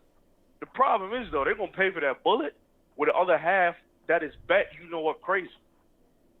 No doubt, no doubt. I mean, I don't want to cut you off right here, but I'm going to try to get a couple more calls, and I got to just close it on up. Yes, sir. Yes, sir. Thank you. Appreciate it, brother. Be all right, good. no problem. Thank you for the call. Peace. All right, shout out to the caller. Most certainly appreciate him. And you guys on the drill, the number to call is 434-658-1220. I got a little bit of time here. I got super chats and everything else to read. Hold on 1 second. Thank you to Pop Analysis, who says Bernie's campaign ended when he said he would support whomever the Democratic nominee is. A repeat of 16. Bernie types need to stop using the Democratic platform. No one wants to buy what you're selling. There you go. 100% correct. It's the same thing he did last time. So if it was not successful last time, how will it be successful this time? It doesn't make a whole lot of sense. But let's get to the next call. I had it because somebody didn't call in before. Hold on. Okay, there we go. 256 on the line. I'm speaking to. Hey, this is Europe. I'd like to just talk on the point of conservatism and its link to its support to the LGBT movement, maybe a little bit of immigration, but mostly we'll just talk about the LBTGQP, whatever, you know what I mean? I got you. What do you think? First of all, are you a supporter of the LGBT movement? Do you think that we should legalize gay marriage? Do you think Trump should be a supporter of that, even though it's been legalized, obviously? Do you think if he had the choice to, do you think he should have, if it was his? I don't think gay marriage should be legalized. That's a great. That's cool. I'm glad you think that. First, I'd like to point out Trump. We see all these trannies, for example, coming into schools, putting people in their laps. I'm sure you've seen what is the channel called? Queer Kid Stuff on YouTube, where it shows the demon tranny. I'm sure most people have seen that. I have not seen the channel, but I know what you're talking about. It had you know exactly some, what I'm talking about. Yeah, some horns and stuff on it. Yeah, I've seen that picture. Well, it's everywhere. I mean, I'm constantly finding pictures of little kids sitting down and seeing tranny strippers strip in front of them. I mean, this stuff, we should have police come in and stop this. This is just pure pedophilia in our face, and this is everywhere. Well, I have to point out that Trump has a voice, and for one, not only is it just tranny stuff, but guns and immigration.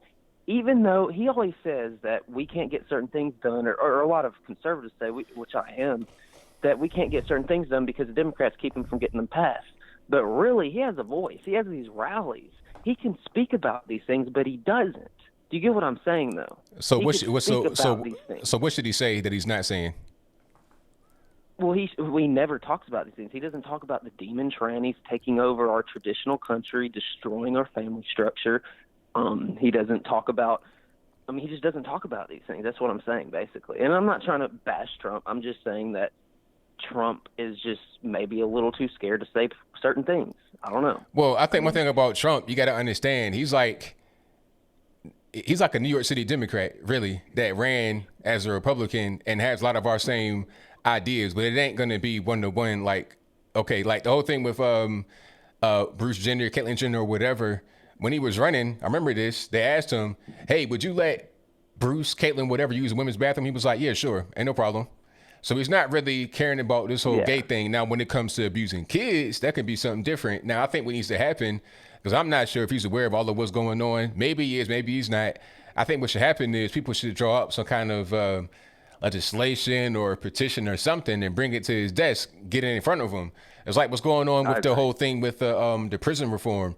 People went to the White House and brought it in front of him like, hey, these people are behind bars. They shouldn't be. Barack Obama could have freed them and didn't.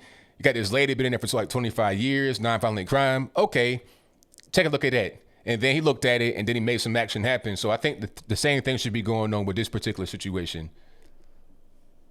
I'd like to point out one more thing. I think obviously all of our callers would mostly agree that there's good and bad people of all colors. But there's a certain, let's just say this, Epstein, Zuckerberg, for example, he censors people, obviously. Epstein, Zuckerberg, Bernie. Caller, where are we going? Where are we going, caller? This is all I was going to say. And I'm being honest, this is not bad, I promise.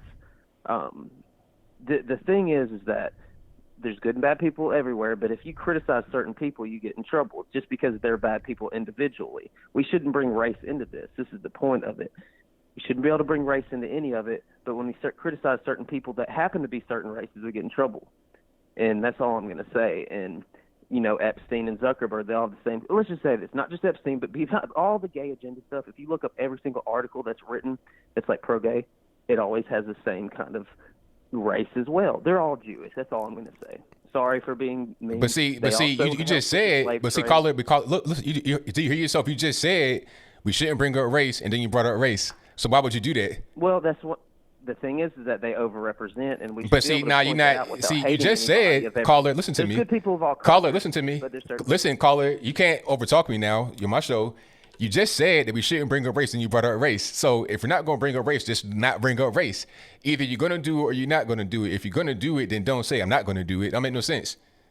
Because you can't criticize Bernie Sanders, but then when you say Bernie Sanders, Jeffrey Epstein, all the Steens, all this that, and then you put him in the group, that's when you get in trouble. Come on, man. Well, it's You weird when understand that? 90% of the globalists happen to All be right. Jewish. Okay. So that I is got pretty- you. All right. Have a nice day. Like, don't say, oh, well, you can't criticize them if you don't bring a racist, fine. And then you go on to say, well, everybody's Jewish, and that's the problem. I mean, come on. Like, all right. Shout out to the caller. And, okay, I'm trying to get some callers that hadn't called. All right. I'm going to take, matter of fact, I got to go. I'm sorry. No. Okay, hold on. I'm going to do one last call, and then I'm out. One last call, then I'm out. Okay, let's do 716 on the line. Who am I speaking to? 716 on the line. Hey, ABL. What's going on? Hey, listen, I just want to talk about Second Amendment for a minute. I believe you're a believer in the Second Amendment. Yes. Okay, back when the 1700s, 1750s, what type of firearms did the people have at that time? You said when? At what time? 1750s. Probably like flintlock pistols, cannons, that type of thing. Right. Okay. Now, at that time, what did the American military under George Washington, the Continental Army, have at that time? I don't know. Well, it would probably be the same thing, wouldn't you think? I suppose so. Okay, now, my question is, what has changed over all this time and years? The Second Amendment says that, I know it's a little bit different than the topics you've been talking about this evening, but the Second Amendment says that, we're supposed to have a strong militia, and that we, the people, we're supposed to bear arms. Now, at that time, the American military had the same type of arms as the American civilians. So what has changed? Oh, okay, I see where you're going. Yeah. Yeah, I know the technology has changed, and we're very much more advanced. But to fight a tyrannical government at that time, back when the Constitution was first written, the civilians had the same firearms as the military. Okay. So why shouldn't we have that same ability today? I mean, you have a point, but I think that there should be a limit because the technology has gone so far. I mean, if we had the same firepower as the military, should I be able to own a nuke? No. I'm not saying that go that far. But I mean, where's the line going to be drawn? You're saying don't go that far, but if you're going to say that we should have the same kind of firepower as the military, I should have the nuke. Why not? No. Well, because the nukes are a little bit too extreme. I mean, like if you're going to have the same firepower, to have the same firepower, it can't just because if it's not going to be the same firepower, then there's no argument to be had. All you can do is just say, well, I don't think the line is really. I think the line is too far away from the military. But then it's just kind of an arbitrary point in which you draw the line, fully auto, that kind of thing. I think that where the line is right now is fine. What we have as American citizens, I believe is fine. But when you kind of like take away certain rounds of magazines and you taking away weapons with certain little attachments and stuff like the AR-15, when you go there and take those away, I think we're going too far. But there has to be a line of demarcation. You can't have like hand grenades at the corner store or a nuke in your backyard. I mean, you got to be responsible. So I think what we have right now is good. Well, I agree with you there, but the problem is that we're going too far. I mean, look at, I live in New York State, okay? We have the SAFE Act, which is really more or less, like I call it the unsafe act, because we're taking the ability of individuals to defend themselves against criminals who are well more armed than the average citizen who's law-abiding. You see what I'm saying? Okay. And I think it just doesn't make any sense where these politicians are going with this stuff, like the Red Flag Act.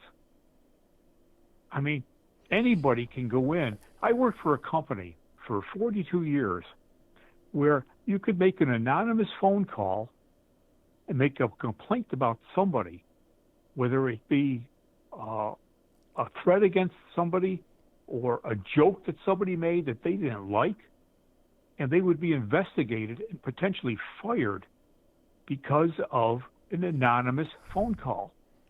And this is the same thing as these red flag acts. Yeah. I mean, this is really getting out of hand. I understand. I see where you're coming from for sure. I 100% agree. You know, and I'm really upset with this kind of stuff. And we really need to fight against it.